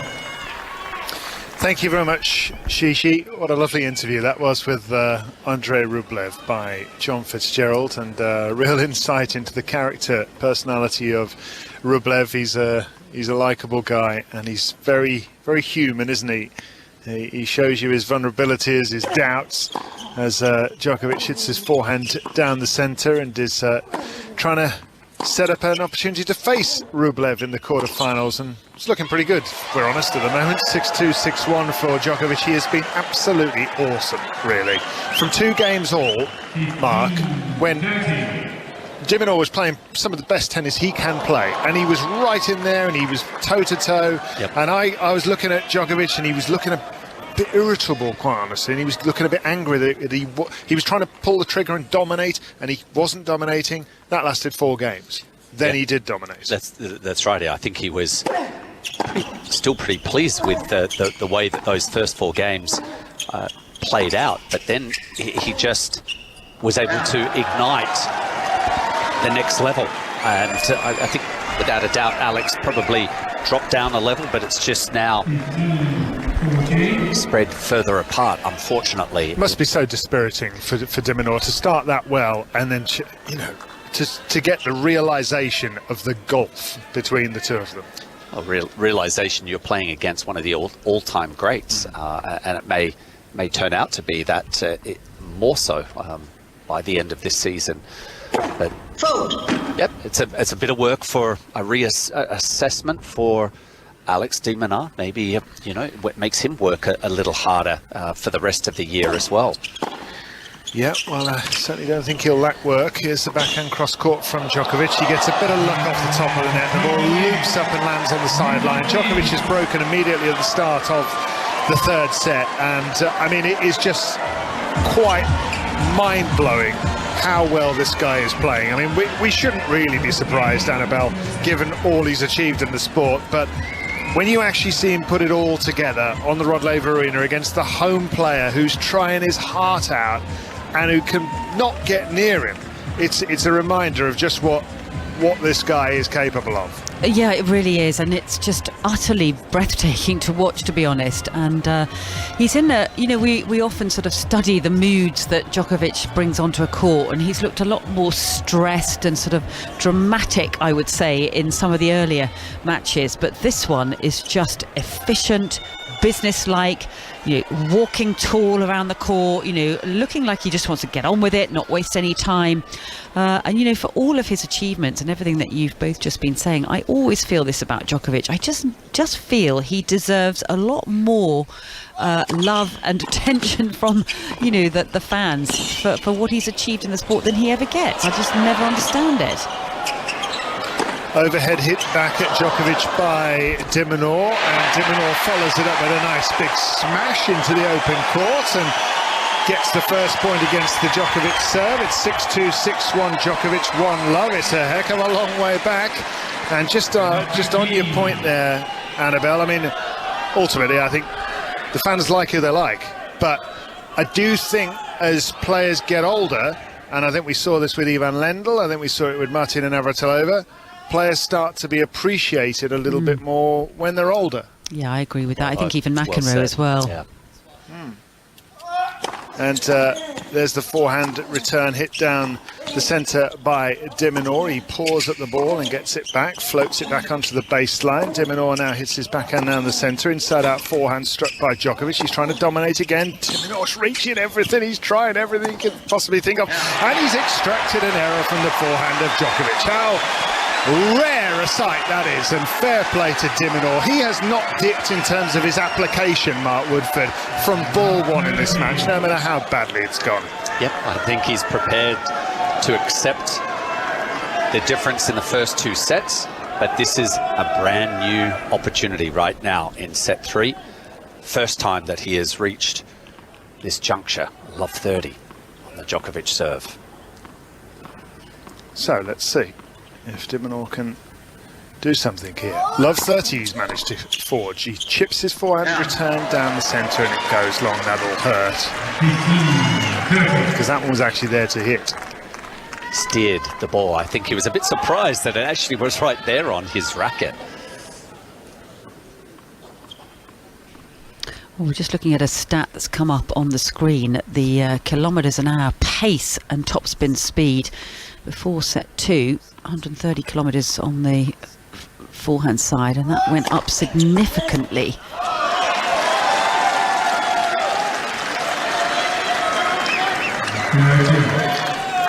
Of the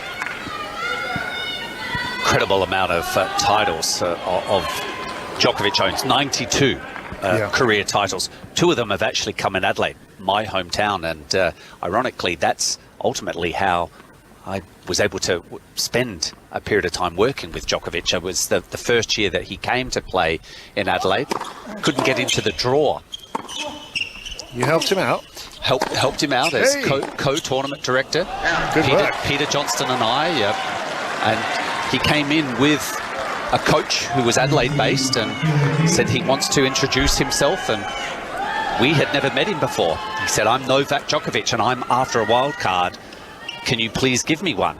I'm going to be a future #1 player in the world. Wow. Jono and I looked at each other and kind of cackled like, we have them only for Australian players. He said, well, because we thought he was asking for qualifying wildcards. He was actually hoping we would kind of break the rules and give him one in the main draw. Big forehand. What age did you say he was then, Woody? That was, he wasn't, had very little ranking, but that was in 2005. Did you give him a main draw wild card? No, we both shook his hand. We congratulated him for making his own introduction. And we said that, unfortunately, our hands are tied, thanks to Tennis Australia, because of the Australians needing the wild cards. He actually came back in 2007 and was the #1 seed and ended up winning the tournament, beating Chris Guccione. And even then, Peter Johnson and I, we were still the tournament directors, and we were hoping really for Chris Guccione to win, because that brought in a lot of, kudos and focus, an Australian winning a tournament. But Novak Djokovic ended up winning the event, and a year later is when I was asked to actually spend some time working with him. And he just won the Australian Open, of course, then in 2008. Right. Here's Djokovic now with his forehand at deuce. He's 2 sets to love up. He's 1 love up. De Minaur's trying everything he can, and he hits his forehand cross court. That one lands on the baseline. Djokovic just soaking it all up. Backhand cross court by De Minaur. He's hitting the ball beautifully here, but can't get it past him. Forehand down the line. Backhand cross-court Djokovic. Djokovic now watches a backhand go cross-court and wide, and he's just done to De Minaur what De Minaur's hoping to do to him. He's outlasted the guy, whether he's got a hamstring injury or not. It's just awesome to witness. That was a point that we saw much of in the first set, certainly in the first 4 games. They were going toe-to-toe.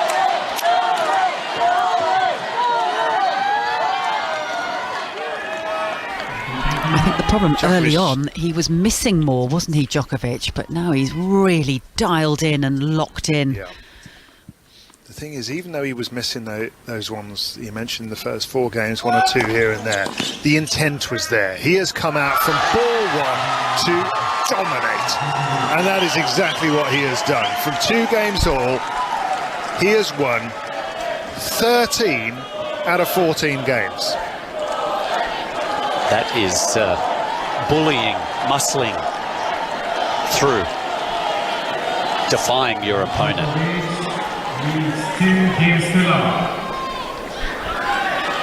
Actually, I think my maths are out by 1. I think it is 12 out of 13 games as well.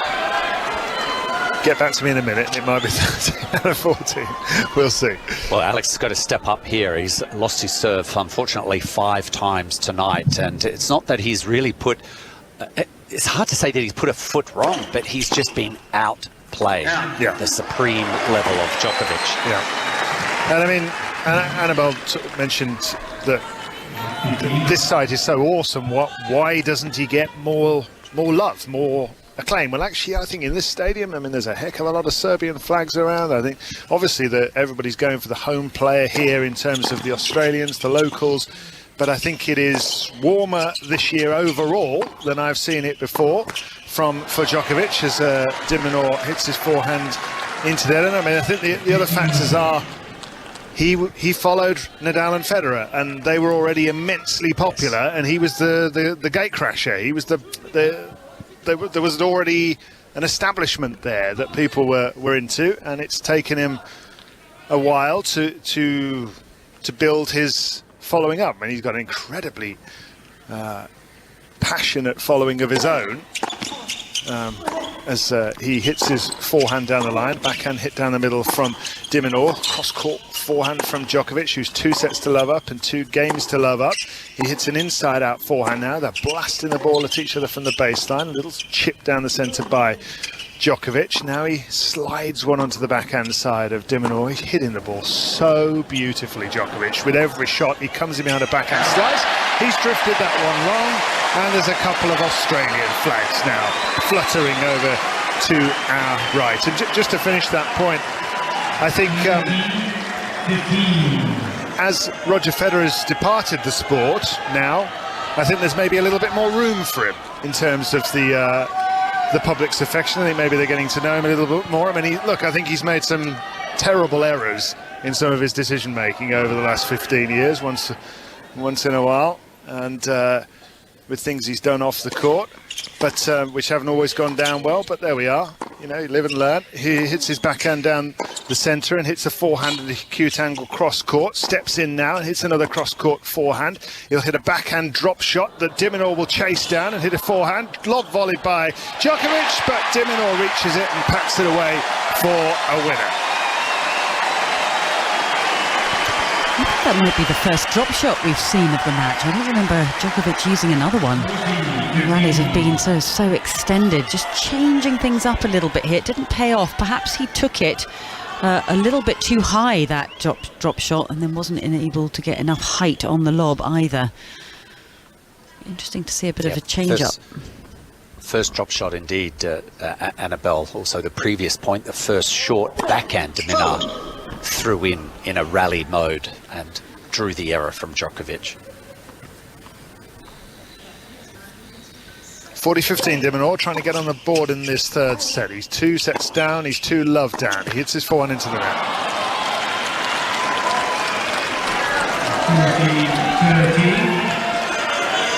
We're talking of the passionate following of Djokovic, David, and early in the tournament, Djokovic on the first change of ends in his second round match took a quick bathroom break. There is a bathroom just on the side of the court there, and I started to receive messages, social media, from Djokovic fans accusing me of making derogatory comments in regards to his ability to defy the umpire, and I actually had to respond to social media myself and point out that I actually am not doing TV. It wasn't me. It's the other Woody. I did say it might be the other Woody, but in fact it wasn't. It was John Fitzgerald who is commentating here, and I believe Mark Petchey was also. But those two, and I don't think they were necessarily trying to, assess that it was a bad move by Djokovic, but that's how. They do react, the fans of Djokovic. Yeah. I'm well aware of that. You say anything at all negative about Novak Djokovic on social media, you can expect a pile-on. Yep. Which, and now they've been actually, okay, thank you for clarifying, Mark, for that it was the wrong mark. What were they saying? We don't know. Yeah, they were just upset with me because it was pulling rank, and why would you take a bathroom break after 3 games in a match? And it's stalling tactics and etc. But again, I think it was all overblown, and but a sensitive topic. But I'm just glad that I was trying to clear my name, because I think it is such a irrelevant topic. Mark Woodford here with us on BBC Radio 5 Sports Extra on BBC Sounds. Here's a backhand hit cross caught by Alex de Minaur of Australia. 22nd seed he is, hitting his forehand down the line. Big hit in there from Djokovic. Forehand cross caught from him. This is unplayable. I mean, de Minaur, I really feel sorry for him, Annabelle. I mean, he's trying his heart out. I think he's playing all right. And he's won 3 games in 2.5 sets. Yeah, I agree. I mean, he's putting it out here. He's trying for every single ball, 100% effort.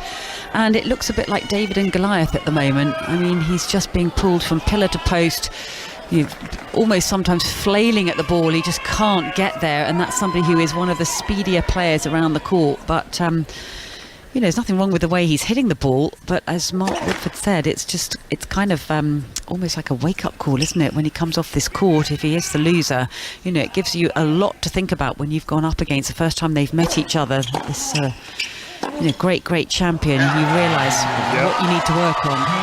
I know, I think this is chastening for de Minaur. I mean, he's just hit another backhand long. Excuse me, it's 6-2, 6-1, 3 love. And de Minaur was determined to come out here, and in his words to me in the preview press conference, take it to him. Well, he's won 3 games. I mean, that is humbling, Gigi. I hope Andrei Rublev's not watching. I mean, we all know what to expect from Novak Djokovic and what he can do, but you're right, it is humbling, but you just have to admire what we are seeing from Novak Djokovic. It's stunning.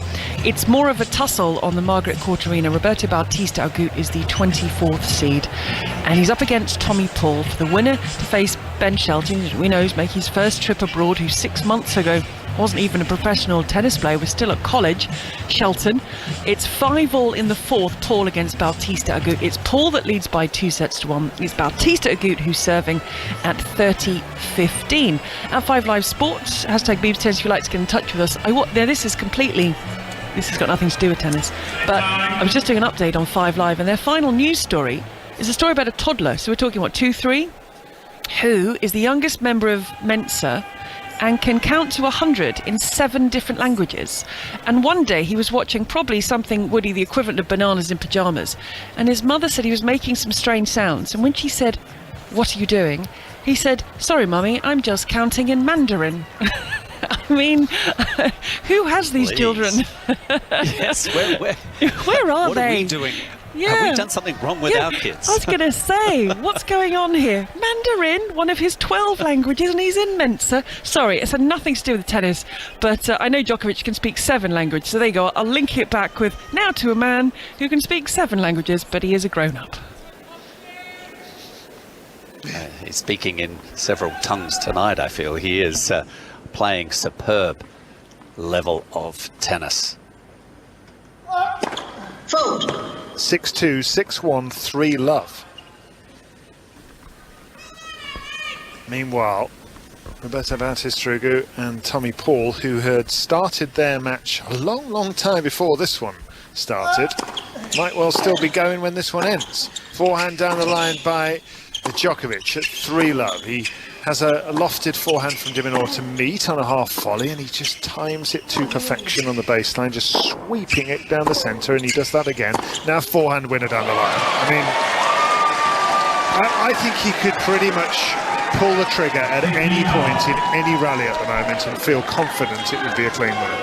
Well, particularly when he's out in front with a scoreline like this and playing with so much freedom, and at certain stages of some of the rallies he's so close to the baseline and pushing de Minaur so far behind it where he can't really impose his game like that. But the earliness that he took that last forehand, absolutely breathtaking. He's going to take some stopping, isn't he? He sure is. And when you look through the players that are left in this draw, I'm scratching my head as to who can, if he's playing like this. And Holger Rune lost today, and he's a man who beat Djokovic at the tail end of last year in Paris in the indoor tournament as Djokovic double faults. It'll be Andrei Rublev next, assuming Djokovic does get through this. Still Stefanos Tsitsipas in the draw. Yeah, sorry, David, I was just going to say, I feel that he would have preferred to play Rublev than Rune, actually. I think Rune's very, very dangerous, a type that really kind of gnarl you and get under his skin. And, of course, he beat Djokovic in Paris at the indoors last year. So I think he'd prefer to play Rublev. Agreed.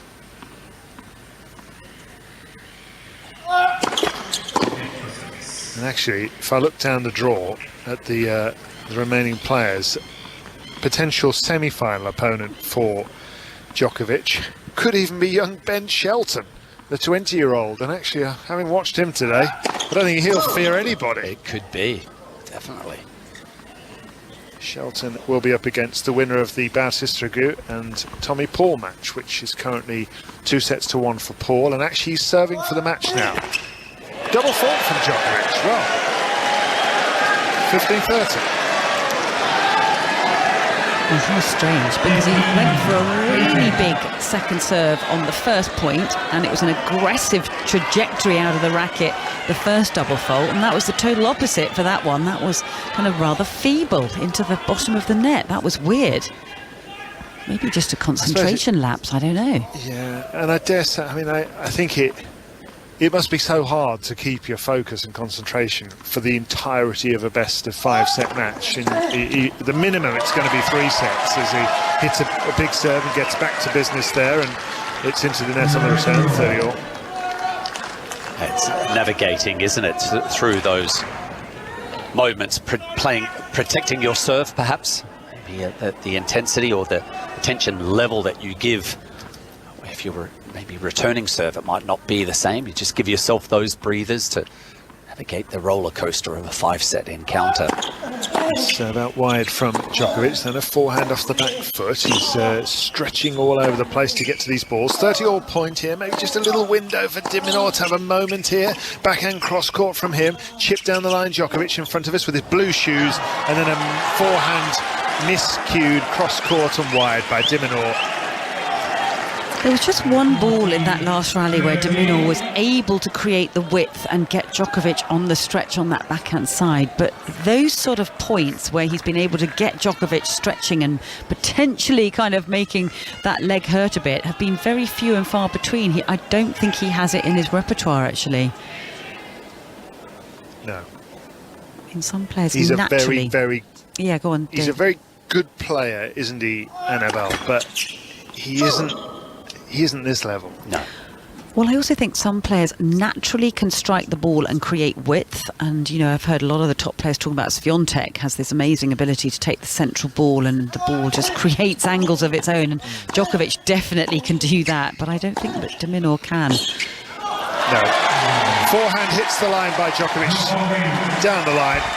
Shakes his racket. He is so dialed in today. He is so determined to show what he's got. And he's moved 4-love ahead. I even saw a tweet a little while ago from somebody saying, yeah, the first set's for the deportation, and the second set is for the embarrassment from last year.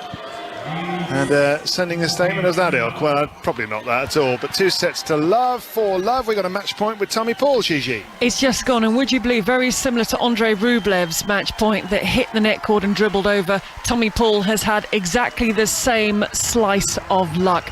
Would you believe, Tommy Paul from the United States has defeated the 24th seed Roberto Bautista Agut to reach the Australian Open quarter-final 6-2, 4-6, 6-2, 7-5.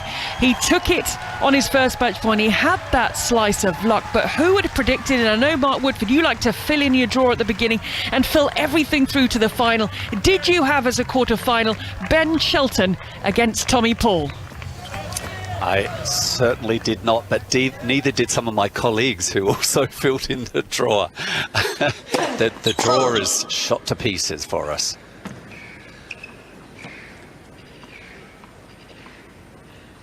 (6-2, 6-1, 4-love).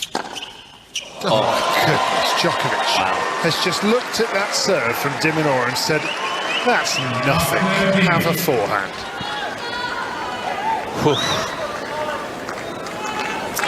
Well, he's lost to Australians 3 times in his career. There's 26 wins and 3 losses to Australians, and 2 of them against Nick Kyrgios and 1 of them against Leighton Hewitt in the very early stages of Djokovic's career. And he's going to maintain that supremacy tonight.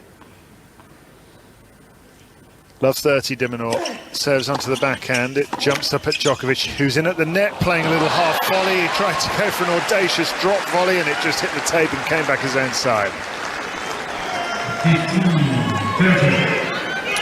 This actually reminds me of a couple of performances from Djokovic several years ago, about 2016, when he played Roger Federer in a semi-final and it was massively hyped, as obviously it would be.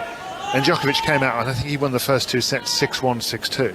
And it was almost like it was personal. He was just going to show everybody who's the boss out there. Didn't want to just win, wanted to destroy. It's backhand down the centre from him. 15-30 on the de Minaur serve, and long goes Djokovic this time.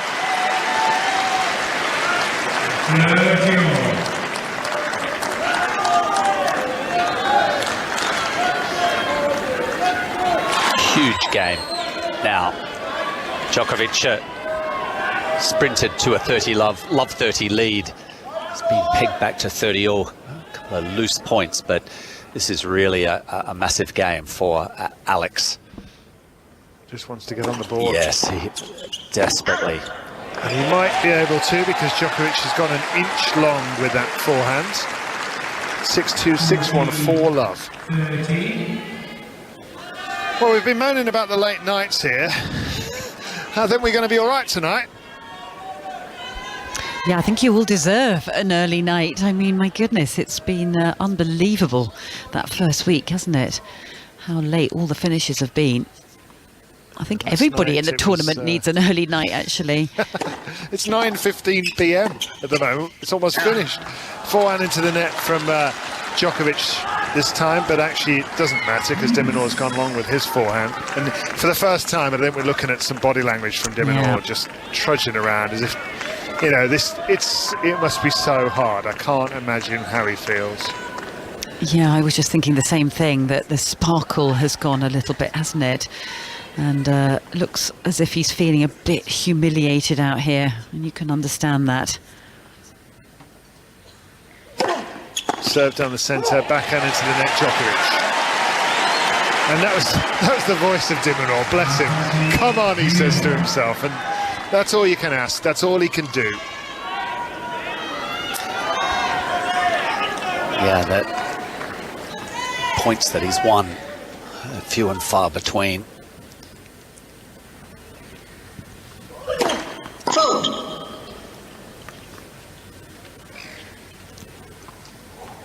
1 hour and 46 minutes this match.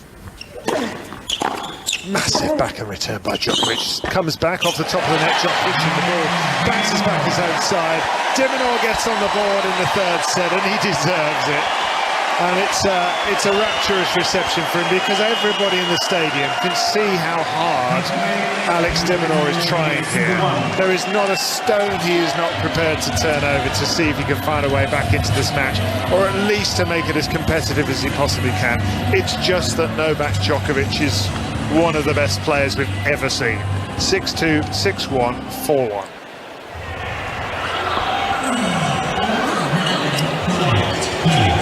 So, who do you think, both of you, let's assume Djokovic gets through, of the remaining players left in the draw, who do you think, if Novak Djokovic is in any sort of form along these lines, could be the biggest threat to him? And I'm going to read you these names out. Karen Khachanov. No. Sebastian Korda. Yes. Stefanos Tsitsipas. Yes. Yuri Lehechka. Nope. Andrei Rublev. Possibly. Tommy Paul. Nope. And Ben Shelton. No. There were my answers, Annabelle. Yeah, I have to say I was agreeing with every single thing you said. Yeah, I couldn't change any of those answers. Yeah, I think Korda. David, what about you? You think Rublev might have a bit of a chance? Could the form that Novak has put out tonight, I mean, they can all forget it. He beat everybody. But he could beat them all at the same time if he played like tonight. Well, yeah, but can he maintain it? He's still got to think matches ahead. He doesn't want to be peaking too far. This is superb. But you don't necessarily play the same every time, do you? No. It can just go for whatever reason. It can. It can. Usually the middle weekend is like a statement-making weekend. It sends messages back into the locker room, and it is a massive statement that he is putting forward to Andrei Rublev. Yeah, apart from those first 4 games, at no point has de Minaur been able to draw out any stress in Djokovic, and he's tried his hardest. Djokovic has just been too good. 6-2, 6-1, 4-1.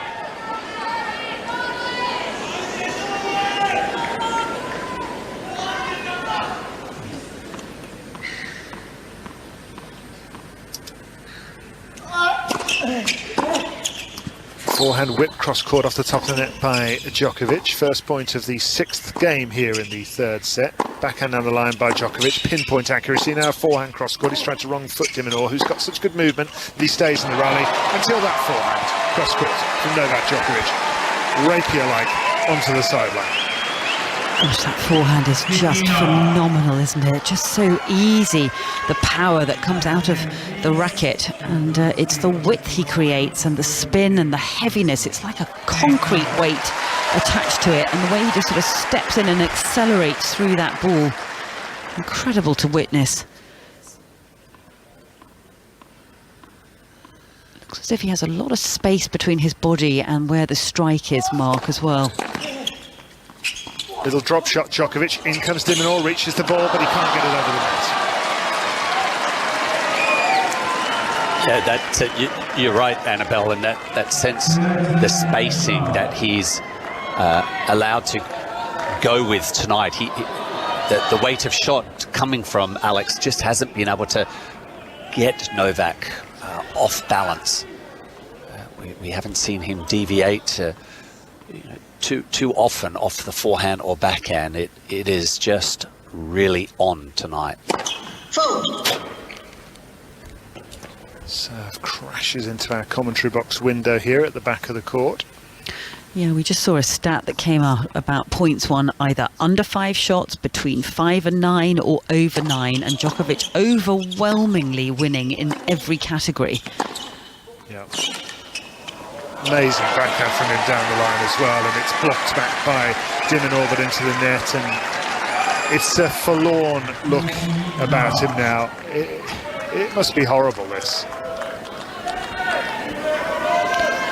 Well, it's how you feel when you go back to the locker room as well, isn't it? When you know all your fellow pros have just watched you being absolutely annihilated, basically, out on court. I mean, as you said, Mark, he hasn't done too much wrong in terms of how he's hit the ball, but he's just been completely overpowered in every sense. And what happens? Maybe this is a night, given that it's a night match, Annabelle, so hopefully there's not too many players in the locker room to give you that look, but totally understand with what you're saying. And there will be many players watching this match and just taking notes, not just on Djokovic, but also taking notes on how de Minaur plays. And so, yeah, it's a loss. It's not just a loss today, it's that build up the other players that they maybe think they might be able to have an edge on Alex moving forward. Point for 5-1 for Novak Djokovic. Forehand return down the centre by de Minaur, then a backhand cross court. Down the line goes the backhand long from Djokovic. Yeah, rarity, isn't it? A few of those at the start of the match, as we keep saying, but not too many where he's given some free points like that. De Minaur being pummeled from the baseline. Just slightly lifted up off that backhand. Point for 5-1 for Djokovic. This is BBC Sounds, BBC Radio 5 Sports Extra. This to get into the quarterfinals of the Australian Open. It looks very much as though it'll be Novak Djokovic doing exactly that. He serves up high to the backhand of de Minaur, who goes down the centre, and now will whip his forehand into the net. Yeah, that's frustrating for him. He's trying to stand his ground and not back off, but then you're required to time the ball with half volleys half the time, because Novak Djokovic puts so many ground strokes within an inch of the baseline.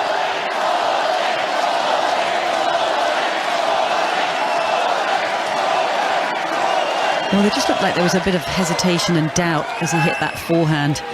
And I'm sure there is a lot of doubt right now with how he's been sort of taken apart on this court. And it's such a public humiliation, this, isn't it? When you're out on a big stadium court, it's sort of a dip into somebody's psychology when you're out on the court like this. There's nowhere to hide, no team player to hide behind.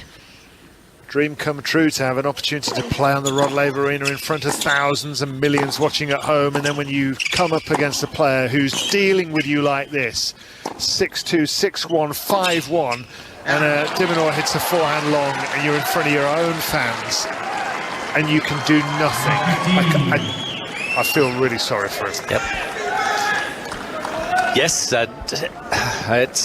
it is certainly a tough one, and that's why you have good people around you to help you, I guess, in that locker room, and you break down the match. Tony Roach is there, one of Australia's great champions. Leighton Hewitt, another great champion, and they've been through, no doubt, similar circumstances, and will be able to help Alex, just get down from this match and get ready for the next tournament, whenever that may be. Big backhand down the line from Djokovic. Lovely forehand down the line from him too. He's spreading the court so well at the moment, but that's lovely from de Minaur. He read the approach shot and he hit a forehand and passed his shot down the line. A little clench of the fist. Maybe that'll make him feel a bit better. 1-5 down, 15 all. And Djokovic, the approach shot, it had some depth, but there wasn't really much width to the ball at all. It didn't find a corner. And still in the process of arriving at net, it was not much of a lunge for the volley. Prepared to let that one go. Exactly that. I thought that's the same thing, Mark. I just felt like he didn't really want to stretch for that. And this has been the first match that we've watched him play at this Australian Open where he hasn't been complaining about the leg. There's been no sign that it's been hampering him or troubling him. So that's good signs for Novak Djokovic fans. 15. Still plugging away is Alex de Minaur, 30-15.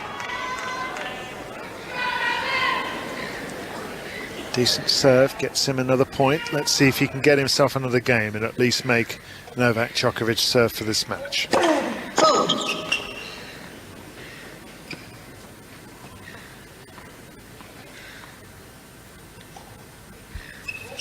Second serve is a double fault from de Minaur. And it's one of those things, isn't it? You end up going for so much spin on the ball and you want to get it as wide as possible to get it out of the reach of this guy, and then you may well miss. Yep, he's been made to probably go for a little extra on the second serve, given the scoreboard pressure and the way that Novak has returned some of his second deliveries. And you get a miscue on like that previous point. And de Minaur just pulled his cap down as if he wanted to sort of hide under the peak of his hat there after that double fault. No need to do this kind of comments, please. Thank you. Yeah, I think there are a couple of people shouting out at the wrong time there, just when de Minaur is trying to serve some Mohamed Ayani's quietening them down. I think you're right, Annabelle. I think there's trying to get a tunnel vision, bit of blinkers on with that cap. And, I mean, he's ashen-faced, and he looks pretty gaunt out there, does de Minaur at the moment. Yeah, he looks a bit shell-shocked, actually, doesn't he? Yep. It's probably not panned out the way he expected this match. Well, he came out with hope, didn't he? He'd never played Djokovic before. He's come in, he's been winning matches. He wants to take it to him, as he said. He went 2 games all. He was winning big points as he chips his backhand back. Now a drop shot by Djokovic, reached by de Minaur, but there's the forehand volley by Djokovic. And since 2 games all, Djokovic has won 15 out of 17 games. Yep, the wizardry. It's just astonishing. That Djokovic has on a number of players. And it's certainly, this is, just everything is going his way. Match point for Novak Djokovic to reach the quarterfinals of the Australian Open. Ace out wide though by Alex de Minaur to stave it off for now. Perhaps a tall order to ask, but maybe that's where Alex should have dropped to his knees and let out a big scream of delight. Really? You really got to treat it lightly and not let it stay with you. Have you got to fake it a bit at this stage, just so that you don't get totally down on yourself? Because I mean, another good serve from him there. But even if it's an acknowledgement, you know, maybe even have a bit of a smile at Novak and say, you're too good, mate. Too good. I'm trying my best. Because it is, he looks so ashen. Yeah, he does. Alex. Game point there for him. Oh, he almost did an ace out wide, not quite. The ball lands in the crowd. In fact, I think it landed on the top of a scoreboard and it's just stayed there. Anyway, Djokovic now with a backhand return, cross court. De Minaur deals with it, but down the line, what a shot from Djokovic. Now forehand the other way. De Minaur doing well to reach them. Little half volley by Djokovic. Passing shot, De Minaur. Drop volley, Djokovic. Passing shot into the net, De Minaur. He did everything right, but he couldn't get it over the net. And Djokovic just won't let him have a single point. And there's the ability of Novak. It's nice and loose right now. This match is well and truly over, but he is very handy at net, comfortable. lovely touch to finish the point with.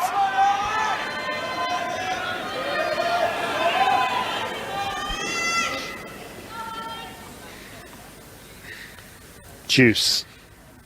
De Minaur serves and wins the point. Well, that ought to give him a bit of a boost, shouldn't it? Just feel like he needs something out here, and particularly to go off court just with a slightly more positive frame of mind than being trounced and broken yet again to finish the match. Force Djokovic to try and serve it out.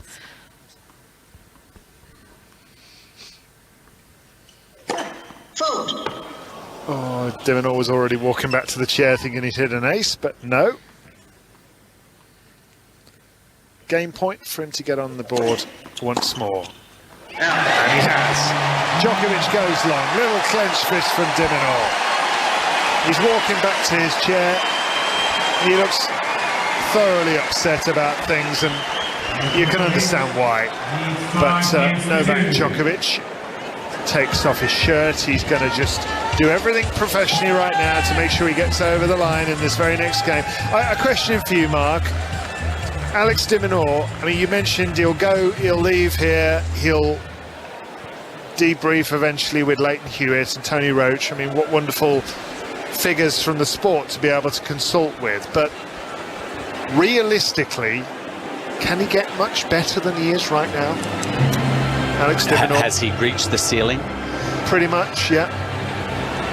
I mean, I know you're a proud Australian and you like him, but I'm looking at this guy and he's trying to wring out every drop that he's got in him. I mean, how much more is there that he could do than this? I think there are certain players that his game does not align well with, match up. Just his strengths funnel into their strengths, and certainly one of them would be a Felix Auger-Aliassime, maybe even a Shapovalov. It's those offensive players that have the edge on him.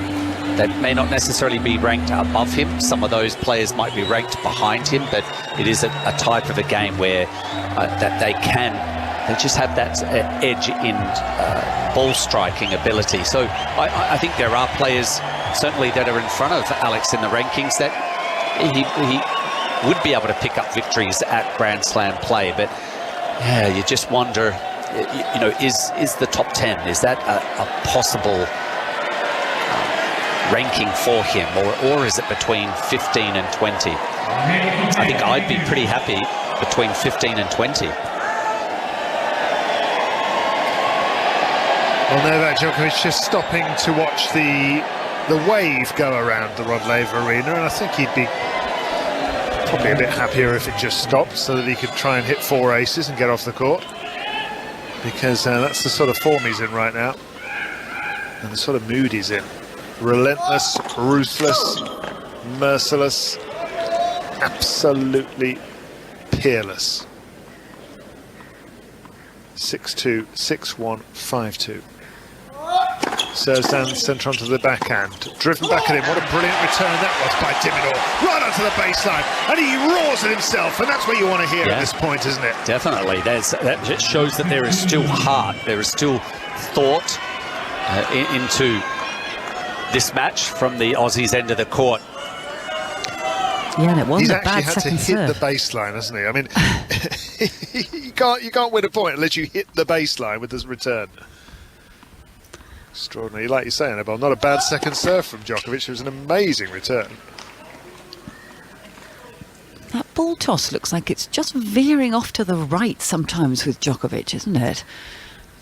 That one looks all right.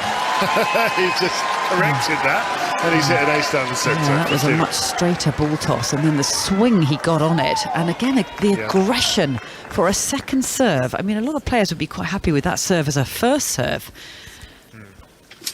And that again shows and underlines his mentality and strength there to go for such a big second serve down love 15 when he's trying to serve out the game.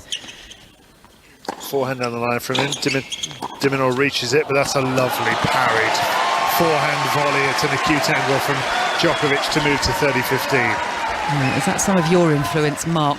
That volley right there? course it is. I'll take it, Annabelle. Thank you. Taught him everything he knows, Annabelle. Well, it's like just a lovely combination, and he flows. He got to the net, he had enough time, take a couple of shuffle steps, and the racket face was open. Beautiful. 2 more points needed for Djokovic. Serves down the centre of the forehand. Forehand on the line, comes into the net, hits a backhand volley, punches it away. And Djokovic is just walking back to his baseline here. He is so focused and comfortable and concentrated and in the zone. This has been as good as tennis can get from Novak Djokovic.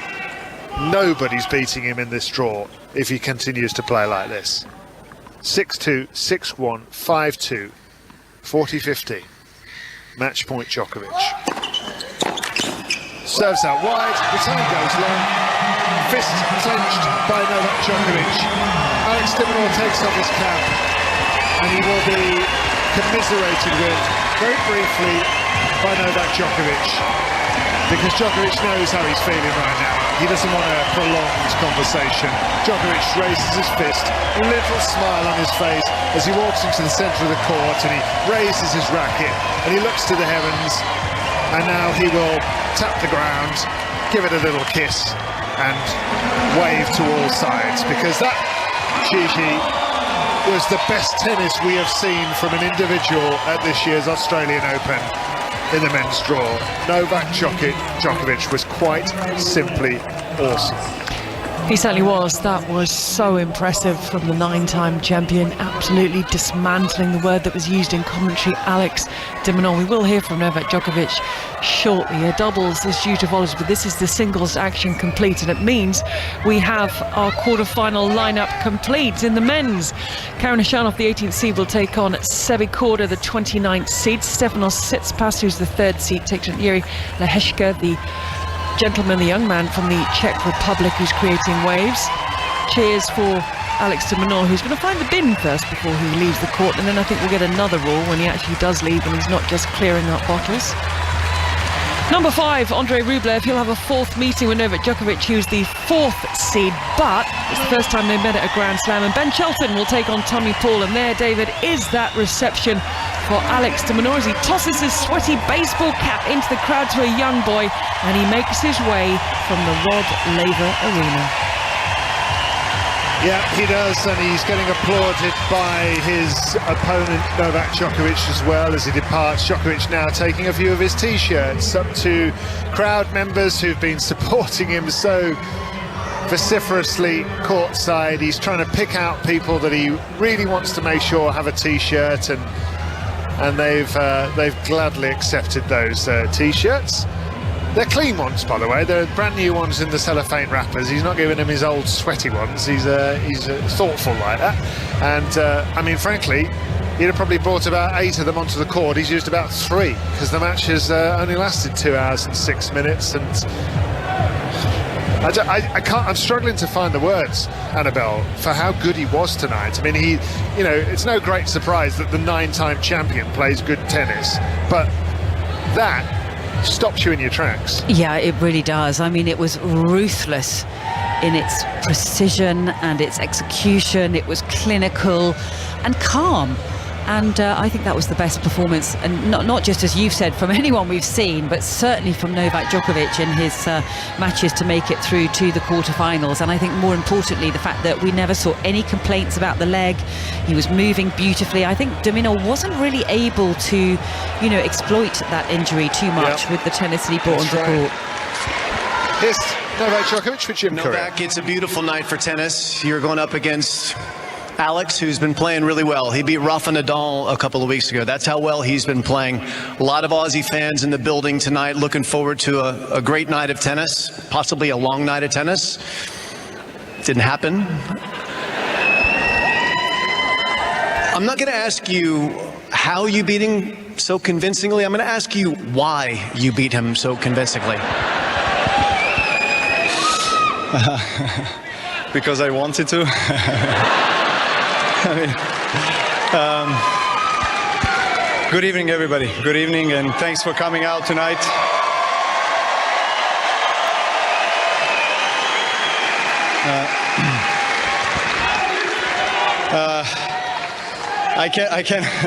I cannot say I'm sorry that you haven't watched the longer match, to be honest. I mean, I really wanted to win in straight sets. Obviously, you never know what's going to happen on the court. You know, once you're on the court, obviously, you got to deal with a lot of things that are on and off the court. So, yeah, I thought it was first 4 or 5 games were quite close. One break of serve in the first set.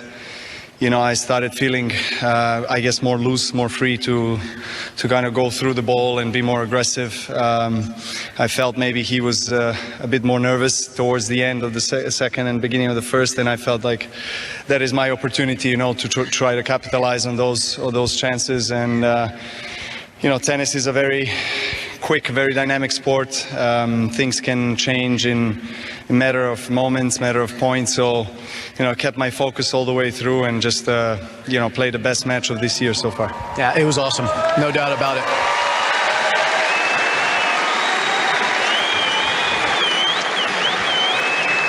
It's obvious that you're dealing with an issue on your left leg, and managing that is something you've been doing throughout this tournament. What's the status of the injury? How does that impact not just a match, but also your days off? What is different for you in this tournament because of that?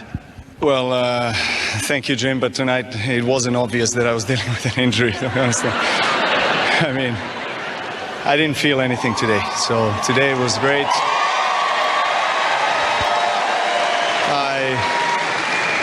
I thank my medical team, my physio. I thank God, anybody that really helped me. Yeah, I keep on going. Obviously, I don't want to celebrate too early. I'm still in the tournament.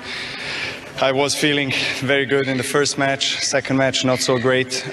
So I know that things can change really quickly, and you know, I don't take anything for granted. I'm really pleased with the way I've played, with the way I moved today, with the way I hit the ball. So let's keep it going.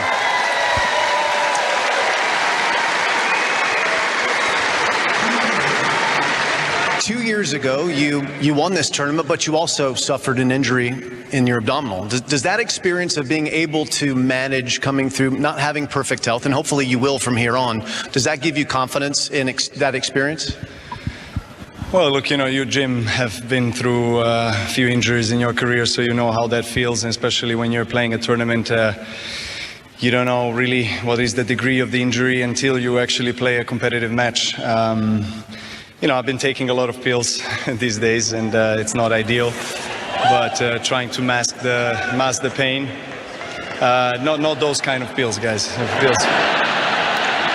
Anti-inflammatory pills that I normally don't like taking, but yeah, I had to find a way, you know, with my team and take it day by day. Today, as I said, you know, I don't want to go too deep into it because really today was the best day so far of the tournament, and hopefully stays that way. Okay, good. So let's lighten the mood. Let's lighten the mood. So I know about injuries. What I don't know about is being a father and a parent and still being out on tour. And I know it's been beautiful to see your family come with you at times. And I know that your son, Stefan, he likes to play a little tennis too. I want a little update. How is his tennis game? Is he still enjoying it? He's playing, you know, he's enjoying himself. The important thing is that he's just loving what he's doing, you know, whether it's tennis, whatever sport, you know. Of course, as a father, I want him to be active, be healthy. He loves tennis. He wants to watch every single match. Whenever I'm at home, there's no tennis break for me because I play with him every day, and it is the most beautiful thing that I could ever experience in my life, you know, being a father of wonderful 2 little angels. And who knows, maybe one day Stefan and I come back here playing doubles with you guys. You know, I still have plenty of time ahead of me, so. And how about his little sister, Tara? What does she like to do? What are her activities that she likes to get up to? She's not into tennis at all. She's into ballet, gymnastics, you know. She's a really cute girl, little girl. She's keeping me, I guess, what do you call that? Keeping me grounded, and I think humble as well. And she spins me around every single day. You know, whenever she looks at me, I'm disarmed, so to say. You know, her look is the most beautiful look I've ever experienced in my entire life. Yeah. I miss them, yeah, a lot. That's beautiful. Okay. I'll give you one more question. We'll refocus you because you're getting a little glazed over. I think we're both going to tear up here in a minute. Let's refocus on the tournament because there's more to do. Andrei Rublev won an amazing match today. That's your next opponent. You've beaten him twice. He's beaten you once, and that was in your home tournament in Serbia. What are you looking forward to? What's that challenge going to be in a couple days' time? Well, he's a established top 5, top 10 player already for a few years. Incredible firepower, especially from the serve and forehand corner. Just a very explosive player. A little bit like Minaur, you know. So hopefully the result will be the same. Ladies and gentlemen, you just saw some of the best tennis you will ever see from Novak Djokovic. He's just compared Alex de Minaur to Andrei Rublev, which tells me that he's feeling quite confident about things. So you get a short match, but you get a long interview. And Annabelle, we were doing the maths here, and we don't look. As good as he's playing at 35 years of age, we are not expecting to see him on a professional tennis court alongside his son Stefan in a competitive match. No, I was trying to work it out. I'm not quite sure how old his son is, but I think that would mean he'd have to be sort of mid to late 40s if he came back and played doubles. 6 or 7, isn't he? I think so. 6 or 7? Yeah, I'm not 100% sure, but I did see him play and hit with him in... Actually, Goran Ivanisevic was hitting with his son in Turin ahead of Novak's practice sessions at the ATP finals, and I have to say he is absolutely adorable, and he's so enthusiastic and is a really good little player for his age. But anyway, that was a lovely interview, wasn't it? Really sweet. Yeah, it was. We got and Woody, he didn't want to talk. He's going to be asked about the injury, of course. He's got his left leg heavily strapped and it has caused him pain. He said he didn't feel it today, but he didn't want to dwell on it. He said, look, today I didn't feel it and I was playing really good, so let's focus on that. Exactly. You take nothing away from that performance. It is going to be there throughout the tournament. How far he goes, if it is another 3 matches to play, it will still be there. But you know, to acknowledge that it was probably the best that it's felt. He didn't pull up ginger. I maybe just once did I see, barely. He pulled up, but yeah, confident display, and that means danger for future opponents.